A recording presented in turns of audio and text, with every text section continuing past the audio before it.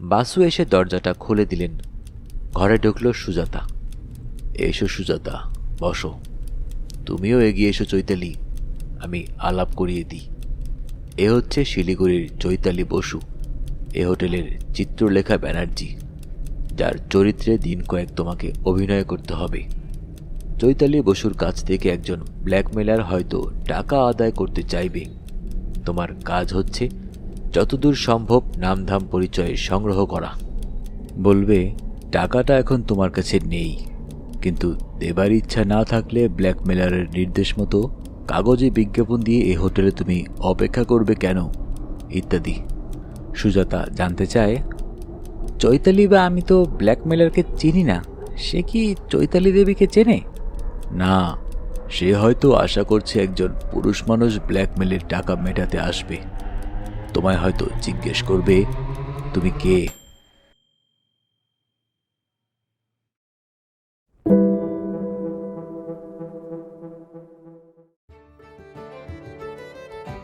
আসসালামু আলাইকুম। আপনারা শুনছেন অডিও বুক বাই শাওন। আজকে আপনাদের পড়ে শোনাব নারায়ণ সান্যালের লেখা কাটায় কাটায় সিরিজের গল্প জম দুয়ারে পড়ল কাটা। গল্পটির রচনাকাল প্রাকপূজা 1994। গল্পটি শারদীয়া প্রতিদিনে 1994-তে প্রকাশিত হয়েছিল। পুস্তক আকারে প্রকাশ বইমেলা 1995। বইটির প্রচ্ছদ শিল্পী ছিলেন খালেদ চৌধুরী। বইটির প্রচ্ছদ আলোকচিত্র করেছেন প্রসেনজিৎ দাশগুপ্ত। বইটির অলঙ্করণ করেছেন সন্দীপন ভট্টাচার্য ও অলকানন্দা সেনগুপ্ত। এই বইটি লেখক উৎসর্গ করেছেন তারাপ্রসাদ শিকদার এবং সুস্মিতা শিকদার, বাঁকুড়াকে। এই বইটির কৈফিয়ত পৃষ্ঠায় লেখক লিখেছেন, নাকচম্পার ট্রায়াল বলটিকে এলেবেলে বলে ধরে নিলে এটি কাটা সিরিজের ১৬০তম কণ্টক। এই গোয়েন্দা গল্পগুলির গোমুখে কি আছে সে কথা নতুন করে বলার অপেক্ষা রাখে না। শরদিন্দুর অনুসরণে বলা যায় এগুলি হিন্দের বন্দী। তাহলে শুনতে থাকুন নারায়ণ সান্যালের বিখ্যাত কাটায় কাটায় সিরিজের গল্প জমদুয়ারে পড়ল কাটা। আজকে শুনবেন গল্পটির প্রথম পর্ব। বরাবরের মতোই গল্প পাঠে আমি মোহাম্মদ মেহেদি হাসান। যারা এখনও চ্যানেলটি সাবস্ক্রাইব করেননি, অনুরোধ থাকবে চ্যানেলটি সাবস্ক্রাইব করে বেল আইকনটি অন করে দিবেন।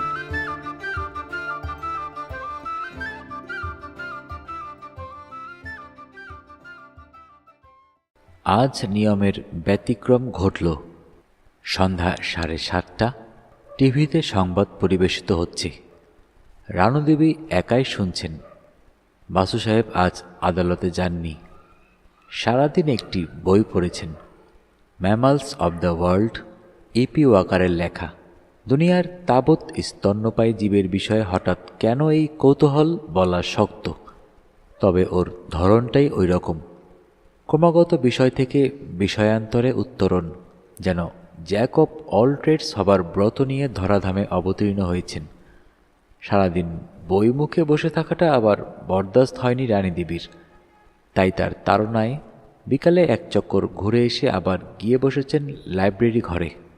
কম্বাইন্ড হ্যান্ড 20-এ এতদিনে সে প্রায় পুরাতন ভৃত্য হতে বসেছে।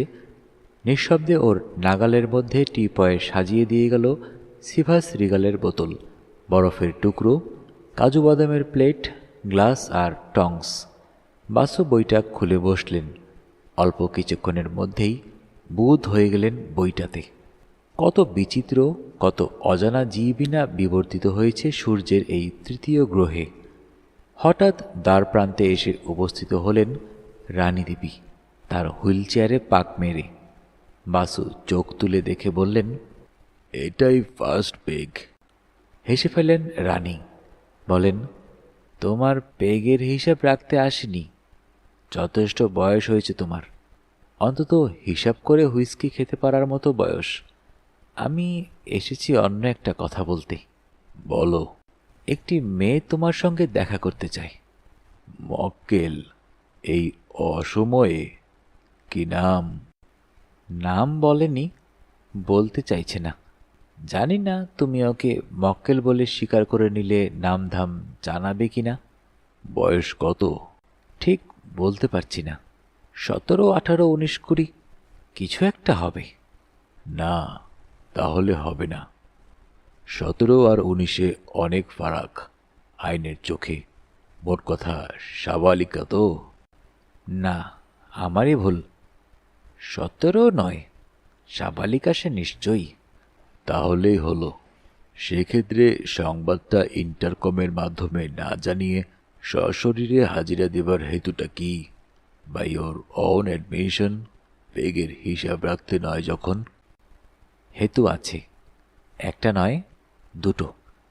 প্রথমত একটা খবর তোমাকে জানানো দরকার, সেটা তোমার সঙ্গে ওর সাক্ষাতের আগেই। মেয়েটার সঙ্গে ছোট্ট একটা ভ্যানিটি ব্যাগ ছাড়াও আছে মাঝারি মাপের কালো রঙের একটা অ্যাটাচি কেস। সেটা থাক দেওয়া কারেন্সি নোটে বোঝাই। বলো কি, কি করে জানলে?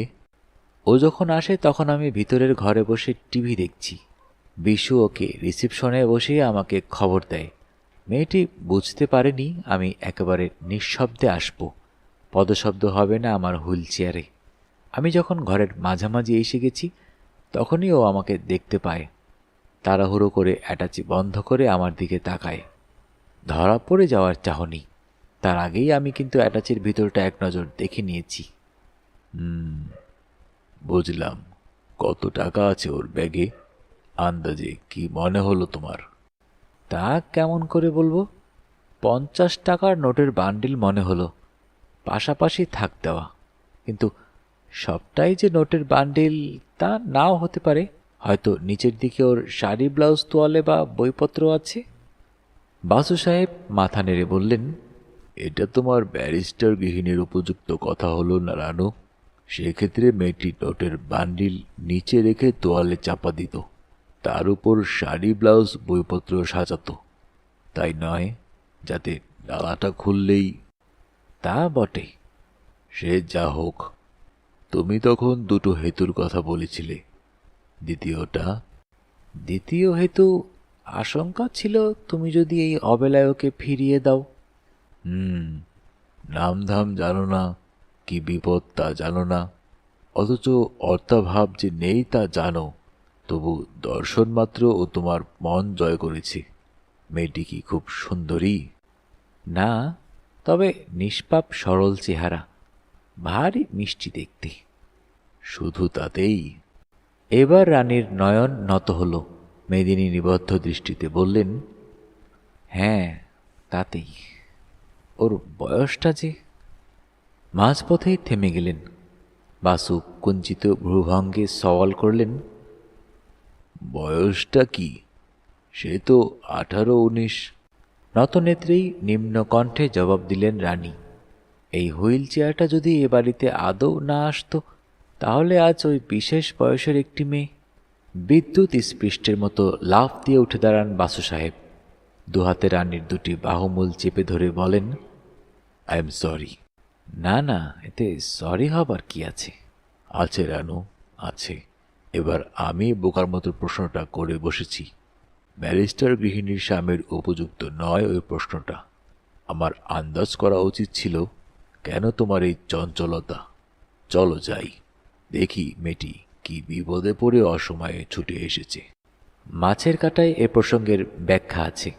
প্রায় 10 বছর আগে যে দুর্ঘটনায় রানীদেবী পঙ্গু হয়ে যান, সেই দুর্ঘটনাতেই নিহত হয়েছিল এদের কিশোরী কন্যা মিঠু, একমাত্র সন্তান।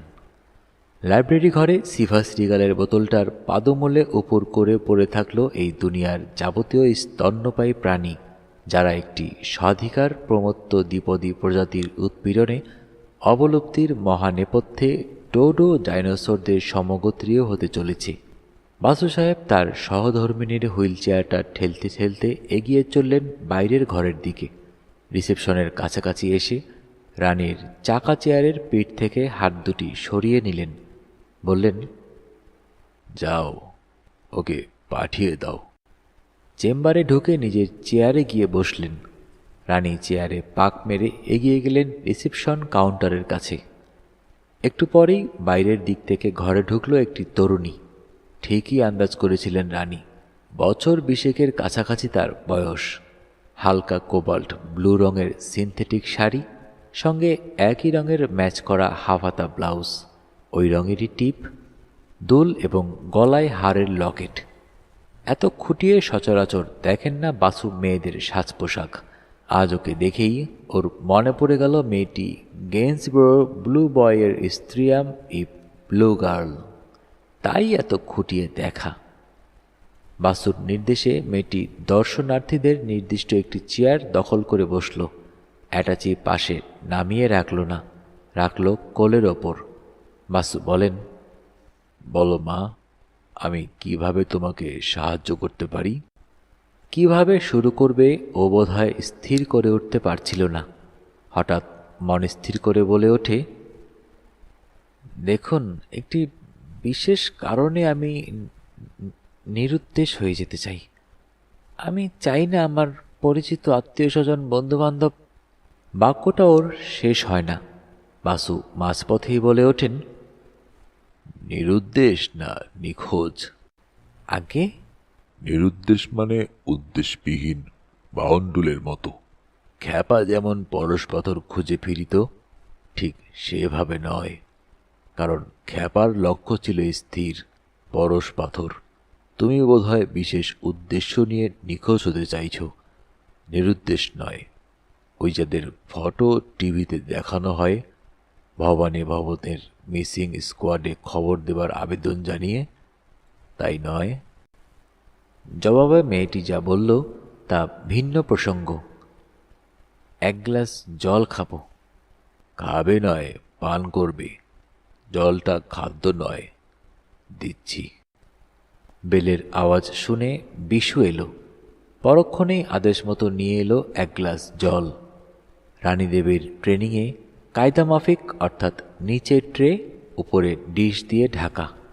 মেয়েটির শুকিয়ে ওঠা কণ্ঠনালী স্বাভাবিক হবার পর বাসু প্রশ্ন করেন, কি নাম? কার? আমার? না তো কি, যার আতঙ্কে নিখোঁজ হতে চাইছ তার? মেয়েটি নতনয়নে বললে, আমার নামটা জানাতে অসুবিধা আছে। তা তো হতেই পারে। সেক্ষেত্রে তোমাকে মক্কেল বলে মেনে নিতে আমারও অসুবিধা আছে। তুমি এসো মা। মেয়েটি রীতিমতো ভয় পেয়ে যায়। বলে, আমার আশঙ্কা ছিল এই ক্লায়েন্টের নাম ঠিকানা জানা না থাকলে আপনি আমার কেস নেবেন না। কিন্তু একটু ভেবে দেখুন স্যার, আমি যদি শিখা দত্তের মতো একটা বানানো নাম ঠিকানা আপনাকে দিতাম, তাহলে আপনি নিশ্চয়ই আমার কাছ থেকে একটা রিটেইনার নিতেন, মক্কেল বলে স্বীকার করতেন, তারপর মিথ্যে নাম ঠিকানার জন্য সময় নষ্ট করতেন। শিখা দত্তকে? কার কথা বলছো? বাহ, ছন্দারায়, কৌতূহলী কোণের কাটায়। বাসুকে মনে মনে স্বীকার করতে হলো মেয়েটি সওয়াল জবাবে পোক্ত। প্রথম ওভারের ইনসুইঙ্গারে ঘাবড়ে গেছিল বটে, কিন্তু আনাড়ি ব্যাটসম্যান ও নয়। বললেন, অলরাইট, বলো, কি তোমার বিপদ? বিশ্বাস করুন স্যার, আমি কোনো অন্যায় করিনি, না ধর্মত না আইনত। কিন্তু বিশেষ কারণে কোনো একজন ধুরন্ধর লোক আমাকে ফাঁদে ফেলতে চাইছে, আমাকে পুলিশে ধরিয়ে দিতে চাইছে। পুলিশে তোমাকে ধরতে পারে কোনো একটি বিশেষ অপরাধের চার্জে। তা তুমি সেটা করে থাকো বা নাই করো, অপরাধটা কি জাতীয়তা আন্দাজ করতে পারছো? ধরুন খুন। ধরুন খুন। তার মানে পুলিশে তোমাকে কোন অপরাধের আসামি হিসেবে খুঁজছে তাও তুমি জানো না? কোনো অপরাধ আদৌ সংঘটিত হয়েছে কিনা সেটুকু অন্তত জানো কি? আগে না। সেটা এমবেজমেন্ট হতে পারে কি? মানে? এমব্লেজমেন্ট বোঝো না? কালো বাংলায় যাকে বলে তহবিল তছরূপ। কালো বাংলায়? হ্যাঁ, তাই। তহবিল তছরূপ করলে যে টাকা হাতে আসে তা ব্যাংকে ডিপোজিট করা যায় না। অ্যাটাচি কেস বোঝাই করে পথে পথে ঘুরে বেড়াতে হয়, সেটা কালো টাকা। তাই এমবেজমেন্টের বঙ্গানুবাদ সাদা বাংলায় হয় না। যতক্ষণ সেটা তহবিলে আছে ততক্ষণ সেটা সাদা, তছরূপ হয়ে গেলেই কালো। মেয়েটি নতনয়নে বললে, একবার বলেছি, আবারও বলি, আমি জ্ঞানত অজ্ঞানত কোনো অন্যায়, পাপ বা আইনত কোনো অপরাধ করিনি। আমি শুধু আমার অত্যন্ত প্রিয় একজনকে বিপদ থেকে বাঁচাতে চাইছি। নিশ্চয়ই সেটা পাপ কাজ নয়, অপরাধ নয়। তার মানে তোমার সেই অত্যন্ত প্রিয়জনটি কিছু একটা অপরাধ করেছে, খুন, চুরি বা তহবিল তছরূপ? আমি তা বলিনি, কারণ আমি তা এখনো জানি না। আমার পিছনে যে অদৃশ্য শয়তানি শক্তি কাজ করে চলেছে, আমার বিশ্বাস তার পিছনেও সেই অশুভ শক্তি একই উদ্দেশ্যে কাজ করে চলেছে। অলরাইট, তুমি আমার কাছে কি জাতীয় সাহায্য চাইছো? আমার ষষ্ঠ ইন্দ্রিয় বলছে আমি অবিলম্বেই কোনো একটা ফাঁদে পড়ে যাব। আমাকে পুলিশে গ্রেপ্তার করবে। তৎক্ষণাৎ আমি আপনার সাহায্য চাইব। তাই কিছু অগ্রিম রিটেইনার দিয়ে যেতে চাই। মিথ্যা অভিযোগে, মানে ওদের শয়তানিতে যদি ধরা পড়ি, তাহলে যেন বলতে পারি আপনি আমার অ্যাটর্নি। আপনার অনুপস্থিতিতে কারো কোনো প্রশ্নের জবাব আমি দেব না। বাসু জানতে চান, তুমি বিবাহিত? না স্যার। তা তুমি আমার সাহায্য যখন টেলিফোনে চাইবে, তখন আমি কেমন করে বুঝবো যে তুমি টেলিফোনের ও প্রান্তে আছো? তোমার গলার স্বর টেলিফোনে কেমন শোনায় তাও তো আমি জানি না। মেয়েটি বললে, ঠিক আছে, একটা সংকেত বা কোড নম্বর দিয়ে আমি আমার পরিচয় দেব। কি কোড নম্বর? 362436। হঠাৎ এমন একটা অদ্ভুত নম্বর? মেয়েটি নতনয়নে বললে, ওটা আমার ভাইটাল স্ট্যাটিস্টিক্স। বাসু সাহেব এ পাশে ফিরে তাকিয়ে দেখলেন রানী তার ইনভ্যালিড চেয়ারে কথোপকথনের নোট রেখে যাচ্ছেন। তার কোনো ভাবান্তর হলো না, স্বামীর সঙ্গে চোখাচোখি পর্যন্ত হলো না। বাসু সাহেব মেয়েটিকে বললেন, সচরাচর এমন শর্তে আমি কোনো মক্কেলের কাছে রিটেইনার গ্রহণ করি না, কিন্তু একটি ব্যতিক্রম ক্ষেত্র হিসেবে তুমি 100 টাকা জমা দিয়ে যেতে পারো। তোমার কোড নম্বরে আহ্বান পেলে আমি হাজতে গিয়ে তোমার কথা শুনবো। মেয়েটি কালো অ্যাটাচিটায় হাত দিল না। ভ্যানিটি ব্যাগ খুলে একটা 50 টাকার বান্ডিল বার করে দুখানি নোট বাড়িয়ে ধরে। বাসু বলেন, রসিদটা কি নামে হবে? 362436? মেয়েটি লজ্জা পেল, বললে, রসিদের প্রয়োজন নেই। তোমার না থাকলেও আমার আছে, আইনের প্রয়োজনে, ইনকাম ট্যাক্সের প্রয়োজনে। ঠিক আছে, নামটা যখন জানবো তখন কাউন্টার ফয়েলে বসিয়ে দেব। মেয়েটি উঠে দাঁড়ায়, বলে, আপনি আমাকে নিশ্চিন্ত করলেন স্যার। আপনার কীর্তি কাহিনী কাটা সিরিজের কল্যাণে আমার ভালোভাবেই জানা ছিল। আপনাকে ধন্যবাদ আমি দেব না, তবে একটা প্রণাম করব। মেয়েটি সামনের দিকে ঝুঁকে পড়তেই বাসু সাহেব ঠ্যাং জোড়া টেনে নিলেন, বললেন, অজ্ঞাত কুলশীলার রিটেইনার নেওয়া যায়, কিন্তু প্রণাম নেওয়া যায় না মা। তোমার পরিচয়টা যেদিন পাবো সেদিন প্রণামটাও নেব। মেয়েটি এক মুহূর্ত ইতস্তত করল, মনে হলো সে আহত হয়েছে। তারপর দুহাত তুলে দুজনকে নমস্কার করে বেরিয়ে গেল, ওর টেবিলের ওপর দুটো 50 টাকার নোট নামিয়ে দিয়ে। বাসু সাহেবের লক্ষ্য হলো এতক্ষণে তার ধর্মপত্নী নোট বই বন্ধ করে ওর দিকে তাকিয়েছেন। বললেন, কি বুঝছো? কতটা সত্যি, কতটা ভেজাল? রানী নির্বিকার ভাবে বললেন, শেষ দুটো সত্যি, প্রথমটা ভেজাল। তার মানে কোড নাম্বারটা ওর নিজের ভাইটাল স্ট্যাটিস্টিক্স নয়।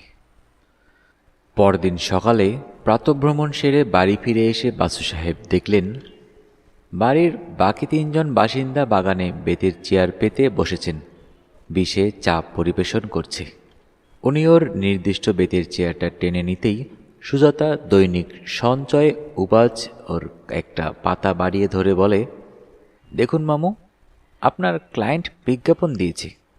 কাল রাত্রে ডিনার টেবিলে কেসটার সম্বন্ধে আলোচনা হয়েছে। বাসু সাহেব ইতিমধ্যে সুকৌশলীকে ওই অজ্ঞাত মক্কেল এবং তার অপরিজ্ঞাত আততায়ী তথা প্রিয়জন সম্বন্ধে তথ্য সংগ্রহ করার নির্দেশ দিয়েছেন। কৌশিক রাগ করে বলেছিল, প্রাথমিক কিছু ডাটা তো দেবেন, একটা স্টার্টিং পয়েন্ট। সন্ধান নেওয়া শুরু করব কোথা থেকে? বাসু বলেছিলেন, সব সমস্যার শুরুটাই আমার রাত্রির মতো নিরন্ধ্র অন্ধকার, কিন্তু যারা আস্তিক তারা বিশ্বাস করে কোনো অমারাত্রি নিষ্প্রভাত হয় না। কৌশিক বিরক্ত হয়ে বলেছিল, ওসব কাব্য কথা, নিষ্প্রভাত শব্দটা অভিধানে নেই। বাসুও বিরক্ত হয়ে বলেছিলেন,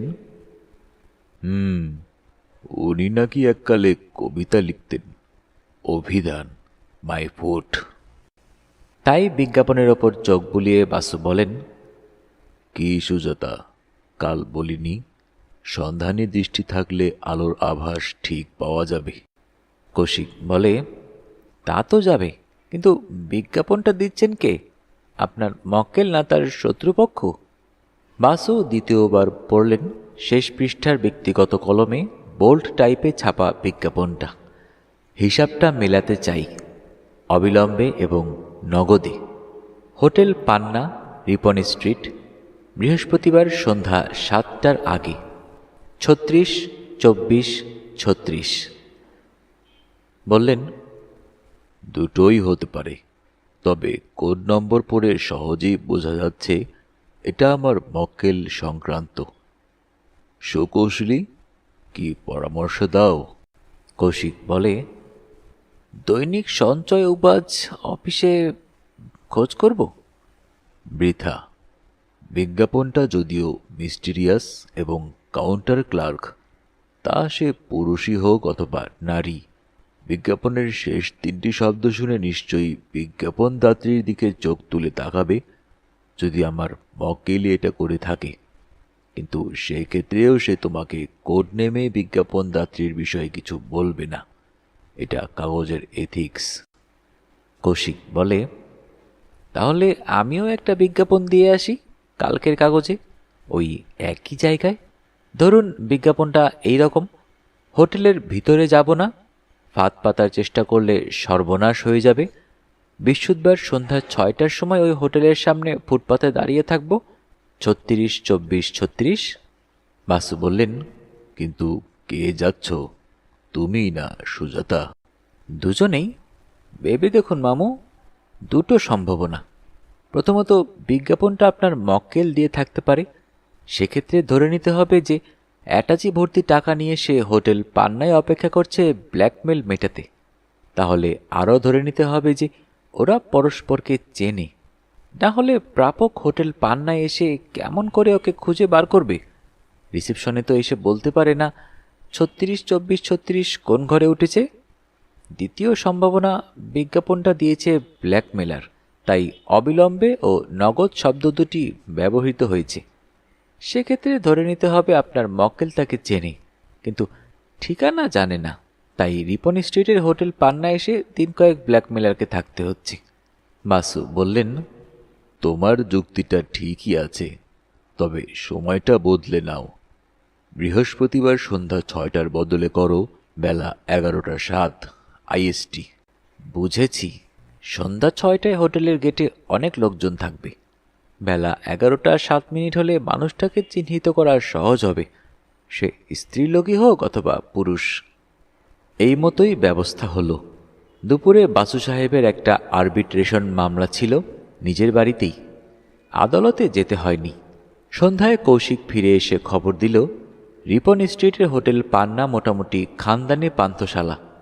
6 তলা বাড়ি, লিফট আছে, বারও আছে। দৈনিক সঞ্চয় উবাচ অফিসেও গিয়েছিল। পূর্ববর্তী বিজ্ঞাপনদাতার কোনো পাত্তা পায়নি, তবে সে নিজে যে বিজ্ঞাপনটি দিয়েছে তার কপিটা দেখালো। 36, 24, 36।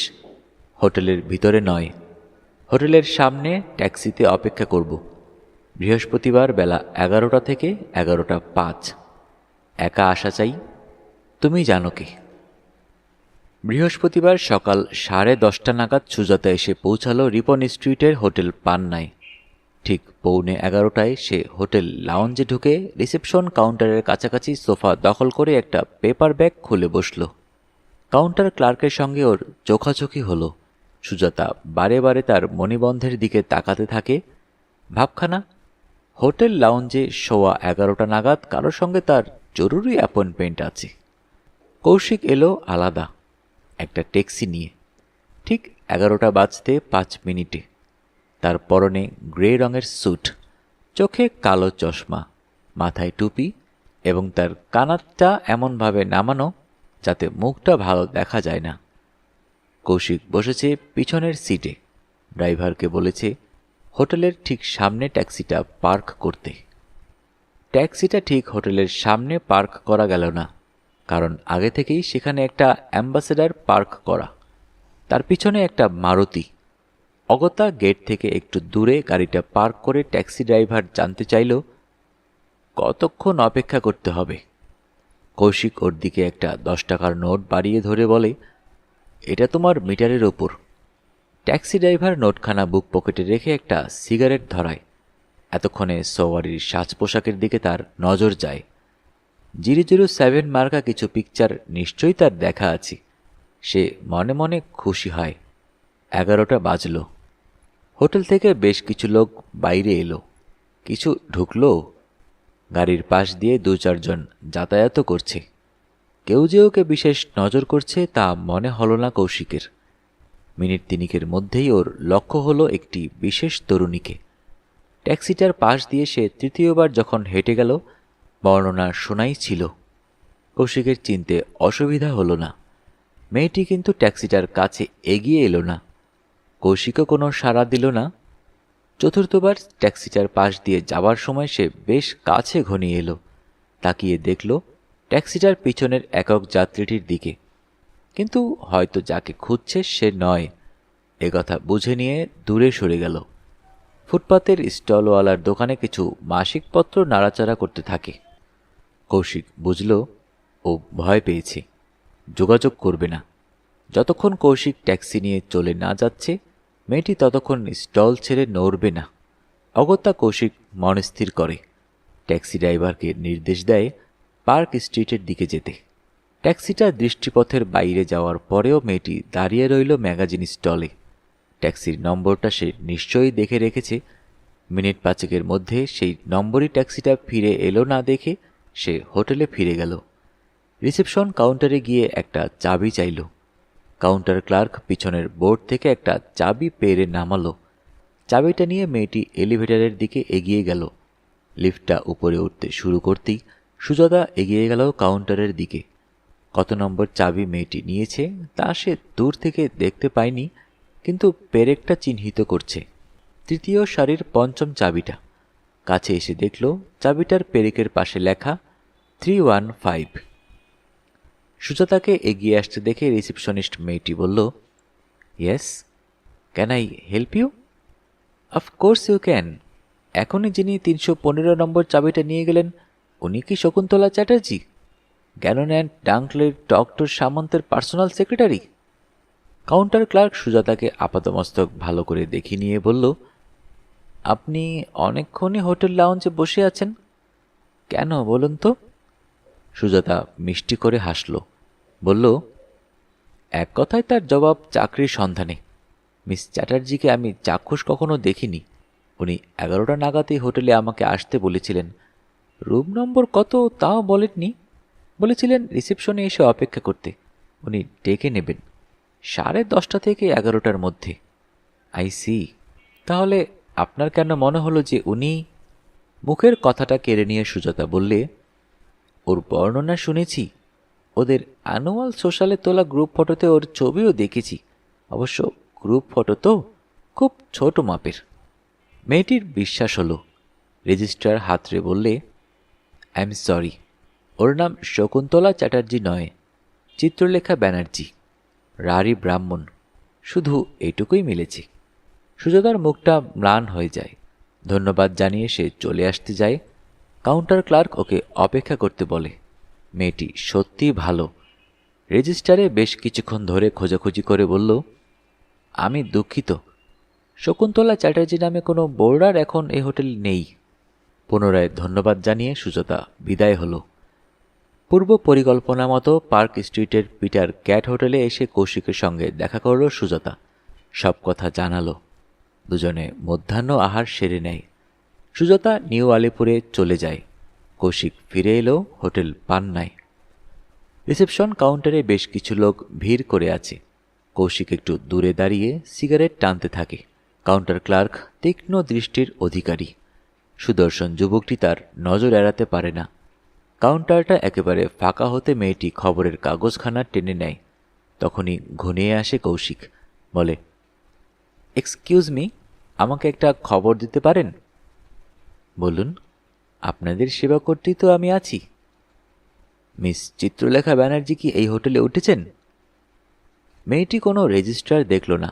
নামটা তার স্মরণে ছিল। তৎক্ষণাৎ জবাব দিল, উঠেছেন, রুম নম্বর 315, ঘরেই আছেন। দেখা করতে চান? কৌশিক শশব্যস্ত হয়ে ওঠে, না না, নিশ্চয়ই না, সর্বনাশ। মেয়েটি ওর ভঙ্গি দেখে হেসে ফেলে, বলে, সে কি, কেন, দেখা করতেই তো এসেছেন নাকি? কৌশিক তার জ্বলন্ত সিগারেটের দিকে তাকিয়ে বলল, কিভাবে আপনাকে বোঝাবো বুঝে উঠতে পারছি না, মানে আমাদের মধ্যে একটু বলি না, মিস আন্ডারস্ট্যান্ডিং হয়েছে। ও রাগ করে এই হোটেলে এসে উঠেছে। আমি খোঁজ পেয়ে গেছি জানলে ও আবার হোটেল পাল্টাবে। মেয়েটির মজা লাগে, জানতে চায়, মিস ব্যানার্জি আপনার আত্মীয়? কৌশিক সলজ্জে বলে, এখনো হয়নি, কিন্তু নিকট আত্মীয় যাতে হয় সেই চেষ্টাতেই তো প্রাণপাত করছি। তাই বুঝি? তা বাধাটা কোথায়? কৌশিক চোখ বড় বড় করে বলে, বাধা এক ছুরি। 1 নম্বর, আমি বামুন নই, কায়েত। 2 নম্বর, চিত্রার মা, তিনি আমাকে দু চোখে দেখতে পারেন না। কিন্তু কেন? আপনি তো তেমন কুৎসিত নন। আপনিও তাই বললেন, চিত্রাও তাই বলে। আমি দেখতে ভালোই, কিন্তু আমার রোজগার যে ডাক্তার গাঙ্গুলির মতো নয়। ডাক্তার গাঙ্গুলিটি আবার কি? যার সঙ্গে চিত্রার মা চিত্রার বিয়ে দিতে চান। ডাক্তার গাঙ্গুলি কি হোটেলে এসেছিল? রোগা বেটে বিশ্রী, দেখতে কালো। মেয়েটি খিলখিল করে হেসে ওঠে, বলে, তা তো আমি জানি না, তবে শিলিগুড়ির একজন ডাক্তারবাবুকে উনি ফোন করেছিলেন। মিস ব্যানার্জির কে এক আত্মীয় শিলিগুড়ির সরকারি বড় হাসপাতালে আছে। সাম মিস্টার হরিসাধন অথবা হরিনারায়ণ বসু, চেনেন? কৌশিককে স্বীকার করতে হয়, হ্যাঁ চিনি বই কি। কি হয়েছে হরির? ঠিক জানি না, মোটর অ্যাক্সিডেন্ট কেস। দুবার এসটিডি করেছেন মিস ব্যানার্জি শিলিগুড়িতে। আমি কল দুটো এসটিডিতে বুক করি, তাই শুনেছি। ডাক্তারবাবু বলছিলেন হরিবাবুর এখনও জ্ঞান হয়নি। কেসটা খারাপের দিকে টার্ন নিতে পারে। আপনি মিস ব্যানার্জির সঙ্গে কথা বলবেন হরিবাবুর ব্যাপারে, উনি ঘরেই আছেন। না না, আমার কথা চিত্রাকে কিছু বলবেন না প্লিজ। হরির কপালে যা আছে তাই হবে। আমি শুনে কি করব? হরিবাবু মিস ব্যানার্জি কে হন? ওদের গাড়ির ড্রাইভার। ধন্যবাদ, আমি চলি। চিত্রাকে আমার কথা কিছু বলবেন না তো? আপনি এত ভীতু কেন? এই দেখুন, আপনিও ওই কথাটা বললেন। কেন, আমার আগে আরও কথা কেউ বলেছে? বলেনি, 1000 বার বলেছি। বলে বলে আমাকে ভীতু বানিয়ে ছেড়েছি। কে? কে আবার? ওই চিত্রাই।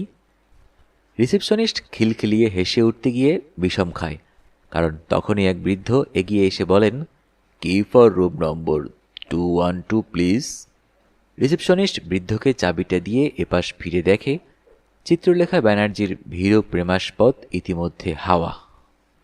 শুক্রবার সকালে বাসু সাহেব একাই সরজমিন তদন্তে এলেন, কিন্তু তার পূর্বে ধাপে ধাপে সুকৌশলী তাকে নানান তথ্য সরবরাহ করেছে। আগের দিন বেলা 12টা নাগাদ একটা ট্যাক্সি নিয়ে ফিরে এসেছিল সুজাতা। বাসু সাহেবের সম্মুখীন হতেই বলল, আপনার মক্কেলের নাম চিত্রলেখা ব্যানার্জি, রুম নম্বর 315। এর বেশি আমি আর কিছু জানি না। আপনার ভাগ্নে গেছে বাকি সংবাদের সন্ধানে। বাসু বললেন, তুমি কেমন করে জানলে ওর নাম চিত্রলেখা বন্দ্যোপাধ্যায়? রানী বাধা দিয়ে বলে ওঠেন, ওসব কথা পরে, তুমি খেতে এসো সুজাতা। সুজাতা বলে, আমি লাঞ্চ করে এসেছি মামিমা।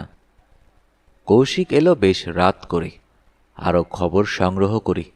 না, মেয়েটির নাম চিত্রলেখা নয়, পদবীও ব্যানার্জি নয়, বসু। হোটেলে এসে ছদ্মনাম লিখিয়েছে, ওর নাম চৈতালি বসু। বাসু জানতে চাইলেন, ও যে চিত্রলেখা বন্দ্যোপাধ্যায় নয়, চৈতালি বসু, এটা জানলে কি করে? কৌশিক তার অভিজ্ঞতা বিস্তারিত জানায়। হোটেল পান্না থেকে বের হয়ে সে একটা ফোন বুথ থেকে ওর শিলিগুড়ির লিঙ্ক ম্যানকে ফোন করে। সুকৌশলী এখন পশ্চিমবঙ্গের অনেকগুলি শহরে এ জাতীয় লিঙ্ক ম্যান রেখেছে, তাতে দৌড়াদৌড়িটা কমে এবং খরচও কম হয়। কৌশিকের ফোন পেয়ে সুকৌশলীর শিলিগুড়ির এজেন্ট হাসপাতালে গিয়ে সবকিছু জেনে এসে ওকে বিস্তারিত জানিয়েছে। হাসপাতালে ডক্টর সামন্তের চিকিৎসাধীনে যে রোগীটি মৃত্যুর সঙ্গে লড়াই করছে তার নাম হরিমোহন বসু, শিলিগুড়ির প্রখ্যাত জৈন কিউরিও এক্সপোর্ট অ্যান্ড ইম্পোর্ট কোম্পানির একজন দক্ষ কর্মী। বছর 20 বয়স। দিন কয়েক আগে অফিসের কি একটা কাজে, কি কাজ তা অফিসের কেউ বলতে পারল না, কলকাতা যাবার জন্য তৈরি হয়। মালপত্র গুছিয়ে রেখে সন্ধ্যাবেলা সদর দরজায় তালা দিয়ে সে ট্যাক্সি ডাকতে বেরিয়েছিল। রাস্তায় এক মদ্যপ ড্রাইভার পিছন থেকে ওকে ধাক্কা মারে, পালাতে পারেনি, ধরা পড়ে। পাড়ার লোকেরাই হরিমোহনকে হাসপাতালে পৌঁছে দেয়। হরিমোহন একটি 2 কামরার বাড়িতে থাকত, তার যমজ বোনকে নিয়ে। সে অবিবাহিত, বোনও তাই। বাবা মা বা আর কোনো ভাই বোন নেই। ওর বোনও একই কোম্পানিতে কাজ করে। সন্ধ্যাবেলা বাড়ি ফিরে সদরের তালা খোলার আগেই প্রতিবেশীদের কাছে দুর্ঘটনার খবর পায়। ছোটে হাসপাতালে। অফিসের খবর, ওর বোন চৈতালি ছুটিতে আছে যমজ ভাইয়ের দেখাশোনা করার জন্য। অথচ হাসপাতালের খবর, চৈতালি ভিজিটিং আওয়ারে দেখা করতে আসছে না। কেন তা কেউ জানে না। সুকৌশলীর এজেন্ট হরিমোহনের ঘনিষ্ঠ বন্ধুর পরিচয়ে খোঁজ নিয়ে জেনেছে চৈতালি বসু আজ 3 দিন রাত্রে তালা খুলে বাড়ি ঢোকেনি। সম্ভবত সে দ্বিতীয়বার হরিমোহনের অফিসে খোঁজ নিতে গিয়েছিল, ঢুকতে পারেনি। গুজব, ক্যাশ সেফ থেকে বিরাট একটা টাকার অঙ্ক কি করে বুঝি তছরূপ হয়েছে। কত টাকা তা তখনও জানা যায়নি। অ্যাকাউন্টেন্ট বাবু মালিকের সঙ্গে বসে ক্যাশ মেলাচ্ছেন। এই সমস্ত খবর সংগ্রহ করে পরদিন সকাল 8টা নাগাদ বাসু সাহেব হোটেল পান্নায় সরেজমিন তদন্তে এলেন। হোটেলটার অবস্থান সম্পর্কে বাসু সাহেবের ধারণা ছিল না। তিনি ট্যাক্সি নিয়ে বেলা 8টা নাগাদ এসে উপস্থিত হলেন। রিসিপশন কাউন্টারে এসে দেখলেন এক প্রৌঢ়া অ্যাংলো ইন্ডিয়ান মহিলা বসে আছেন। তার কাছে জানতে চান, আপনাদের হোটেলে মিস চিত্রলেখা ব্যানার্জি নামে একজন বোর্ডার আছেন কি? রিসিপশনিস্ট বললেন, জাস্ট আ মোমেন্ট স্যার। একটা রেজিস্ট্রারে চোখ বুলিয়ে বললেন, yes, room 315। Would you kindly announce me please? মহিলাটি ইংরেজিতে জানতে চান, কি নাম বলবো? নাম বললে উনি আমাকে চিনতে পারবেন না। ওর একটা ম্যাচিওর্ড ইন্স্যুরেন্স পলিসির ক্লেইম কেসের বিষয়ে কথা বলতে এসেছি। পলিসি নম্বরটা ওকে বললেই ওর মনে পড়বে, 362436। প্রৌঢ়া একটু অবাক হলেন। যা হোক, অনুরোধ মতো টেলিফোন তুলে 315 নম্বর ঘরে রিং করলেন।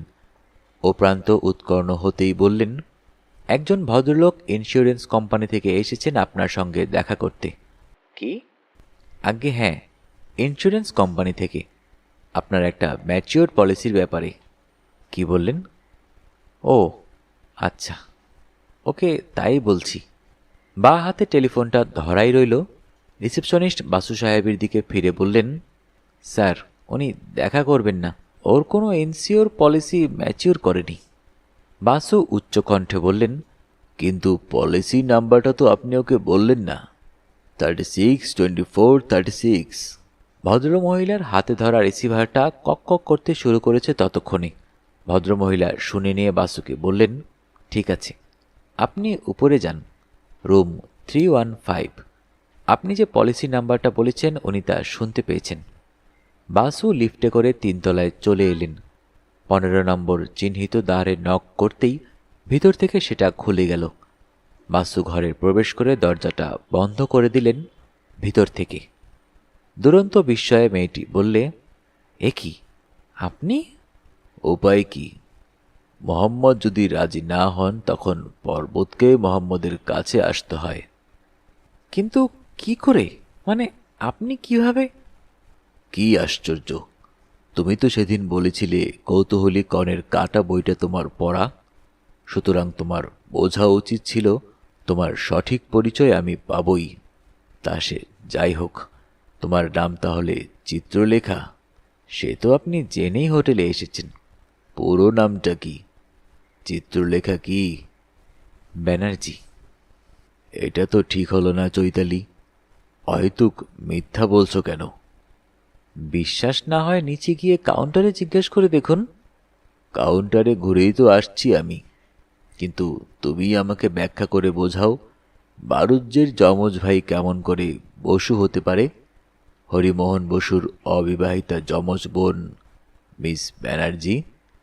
মেয়েটি জ্বলন্ত দৃষ্টিতে কিছুক্ষণ তাকিয়ে থাকে, তারপর বলে, আপনি কি এখন আমাকে পুলিশে ধরিয়ে দিতে চান? কি পাগলের মতো কথা বলছো চৈতালি?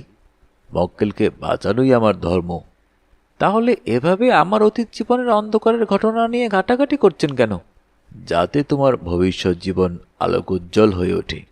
তুমি জানো না, আমি জানি। তুমি একটা প্রচণ্ড বিপদের মধ্যে পড়েছ। কি বিপদ? জৈন কিউরিও এক্সপোর্ট অ্যান্ড ইম্পোর্ট কোম্পানি কি জানে তুমি কোথায়? আমি জানি না। হয়তো ওরা এটুকু জানে যে আমি শিলিগুড়িতে নেই। ওই অ্যাটাচি কেসটায় কি আছে তা তারা জানে নিশ্চয়ই। চৈতালি ব্যাগটা আঁকড়ে ধরে, বলে, অসংখ্য ধন্যবাদ। আপনাকে আর কিছু করতে হবে না। আমাকে যথেষ্ট সাহায্য করেছেন। এবার যান, ইউ আর ফায়ার্ড। তা হয় না চৈতালি, আমাকে ওভাবে বরখাস্ত করা যায় না। হয় তুমি আমার মক্কেল, নয় নও। মক্কেল হলে তখন তোমার সব কথা আমি গোপন রাখতে বাধ্য। যে মুহূর্তে তুমি আমাকে বরখাস্ত করবে, সেই মুহূর্ত থেকে আমি একজন আদালতের অফিসার। তৎক্ষণাৎ আমার কর্তব্য হবে পুলিশে ফোন করে জানানো যে ওই ব্যাগটা ব্ল্যাক মানিতে ভর্তি। কি ভুল বলছি কিছু? হ্যাঁ, বাসু সাহেব জ্ঞাতসারে ভুলই বলছেন। কুইন্স বেঞ্চের সিদ্ধান্ত বুলক ভার্সেস ক্রোন কেস তার স্মরণে আছে, কিন্তু ওর আশা পূর্ণ হলো। চৈতালি বুঝতে পারল না এটা ডাহা মিথ্যা কথা। ডাইভোর্স হয়ে গেলেও প্রাক বিচ্ছেদ বিবাহিত জীবনের গোপন কথা যেমন জীবনসাথীর বিনা অনুমতিতে পুলিশকে জানানো যায় না, ঠিক তেমনি বরখাস্ত হবার পর বাসুও পারেন না ওই গোপন কথাটা পুলিশকে জানাতে। কিন্তু চৈতালি সে কথা জানে না। সে মাথা নিচু করে নীরবই রইল। বাসু পুনরায় বলেন, তুমি তহবিলটা তছরূপ করেছ? না, নিশ্চয় নয়। এসব কি বলছেন আপনি? তাহলে তোমার যমজ ভাই হরিমোহন করেছে? না, হরি চেষ্টা করলেও ক্যাশ সরাতে পারবে না, পারতও না। ক্যাশের 3 সেট চাবি আছে, এছাড়া আছে একটা কোড নাম্বার। 1 সেট চাবি থাকে আমার কাছে, আমি হেড ক্যাশিয়ার। বাকি 2 সেট চাবি থাকে কোম্পানির 2 পার্টনারের কাছে। আমরা 3 জন ছাড়া কেউ ক্যাশে হাত দিতে পারে না।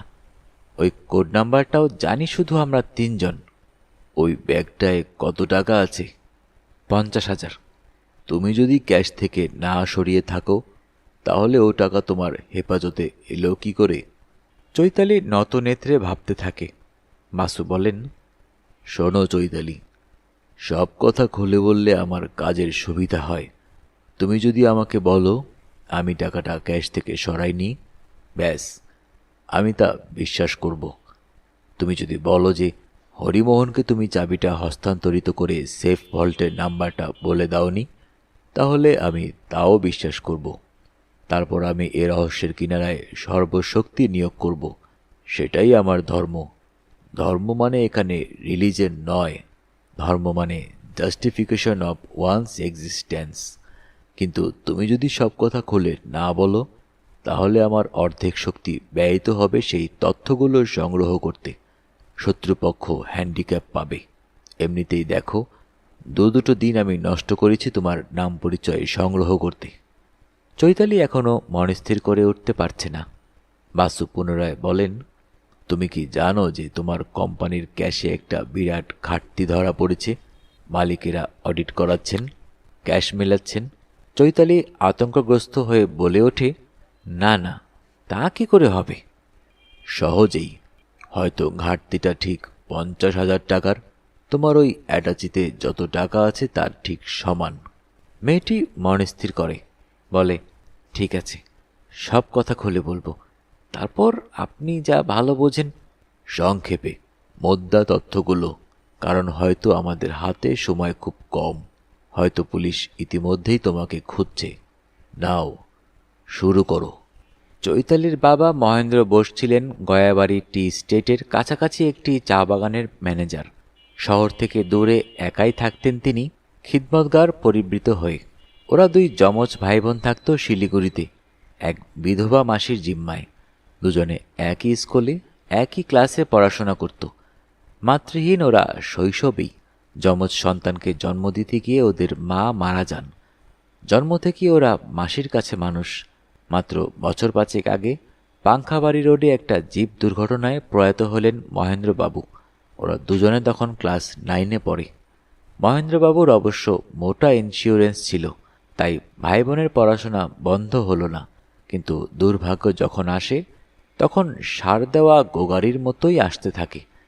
বছর না ঘুরতেই দেহ রাখলেন মাতৃপ্রতিম মাসিমা।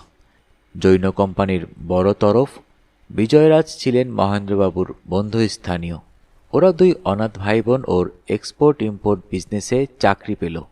চৈতালির প্রথমে ছিল কেরানি, ক্রমে কিছু সোপান অতিক্রম করে ক্যাশিয়ার। প্রচণ্ড দায়িত্ব তার।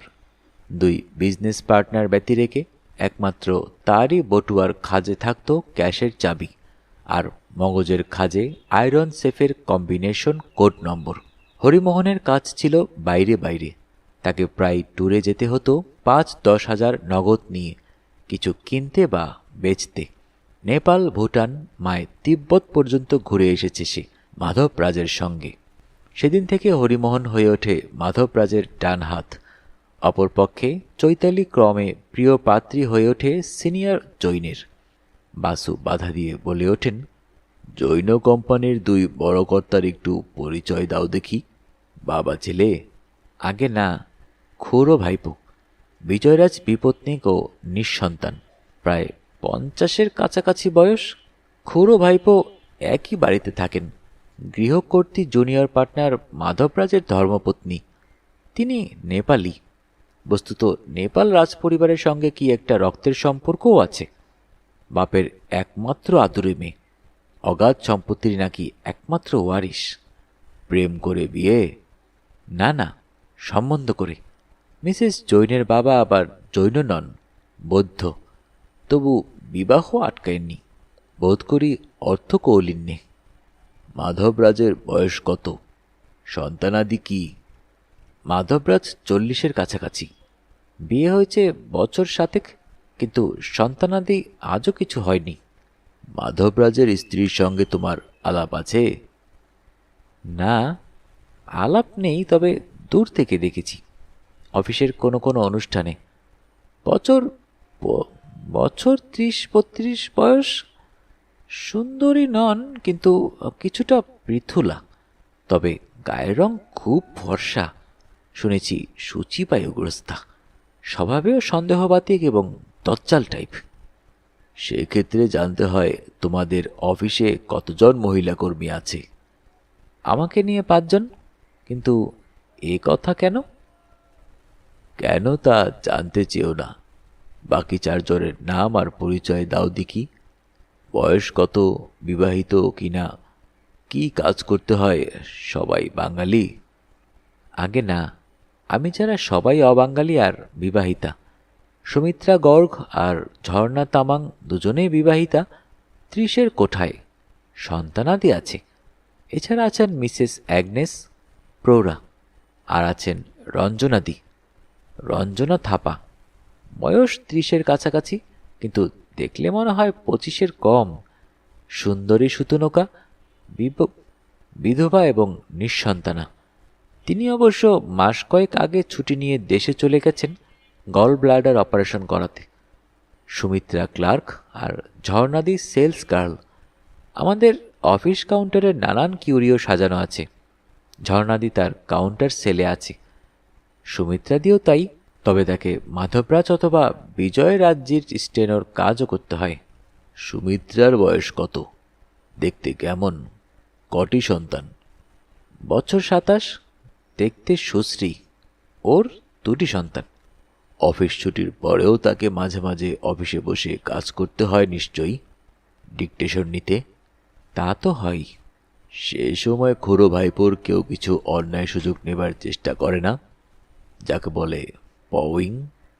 তা আমি কেমন করে জানব? ন্যাকামি করো না চৈতালি। কি করে জানবে তা তুমি ভালো রকমই জানো। তোমার দিকে ওদের কেউ হাত বাড়ায়নি?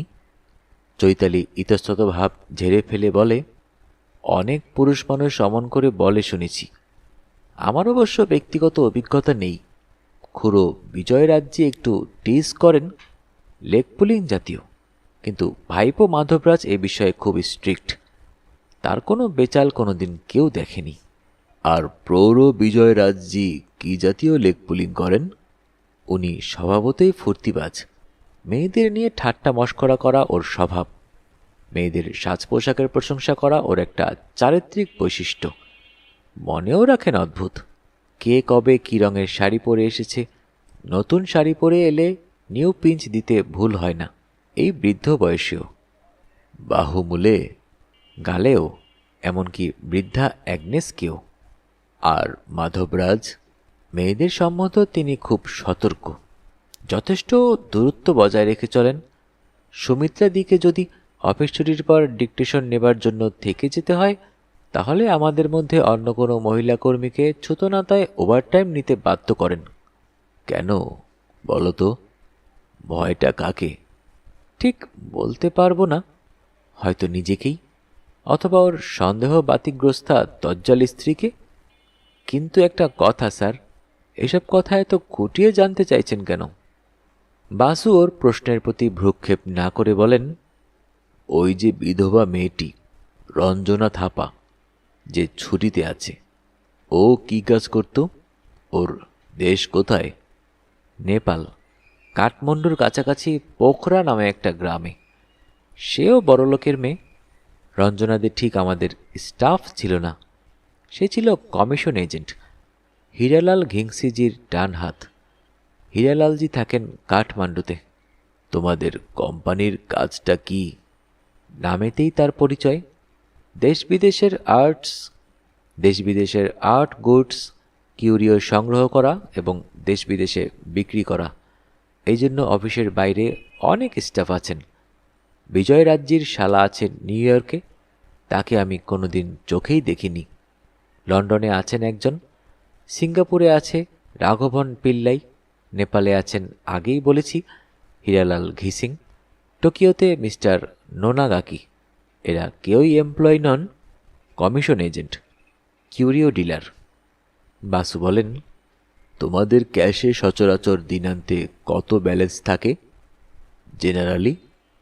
তার কোনো স্থিরতা নেই, 2-5 লাখও থাকে। বলো কি, অত টাকা ক্যাশে নগদ থাকে? হ্যাঁ, কারণ প্রায় খুব দামি কিউরিও, ছবি, টেরাকোটা মূর্তি, সিল্ক ক্রোল বা অন্যান্য আর্ট গুডস নগদে কিনতে হয়, চেকে লেনদেন হয় না। কেন? চোরাই মাল? স্মাগলড? তা আমি জানি না, যা দেখেছি তাই বলেছি। এসব দুর্লভ কিউরিও নগদ টাকায় কেনা বেচা হয়, তাই ক্যাশে সবসময় 1.5-2 লাখ কারেন্সি নোটে থাকে। আমাকে মাসে 2বার ক্যাশ মিলিয়ে টাকা গুনতি করতে হয়, কারণ দুজন পার্টনারই স্লিপ রেখে নগদে 20-50 হাজার টাকা নিয়ে যান যখন তখন। আমাকে না বলেও হয়তো। তুমি শেষ কবে ক্যাশ মিলিয়েছ? দিন 10 আগে। ক্যাশ ঠিক ছিল। এই টাকা ভর্তি কালো অ্যাটাচি তুমি কোথায় পেলে? চৈতালি বিস্তারিত জানায়। ঘটনার দিন, হঠাৎ যেদিন সন্ধ্যায় হরিমোহনকে গাড়িতে ধাক্কা মারে, সেদিন বেলা 3টা নাগাদ হরিমোহন চৈতালির সঙ্গে অফিসে দেখা করে। জানায়, হঠাৎ একটা জরুরি প্রয়োজনে দিন 5 জন্য অফিসের কাজে তাকে শিলিগুড়ির বাইরে যেতে হবে প্লেনে করে।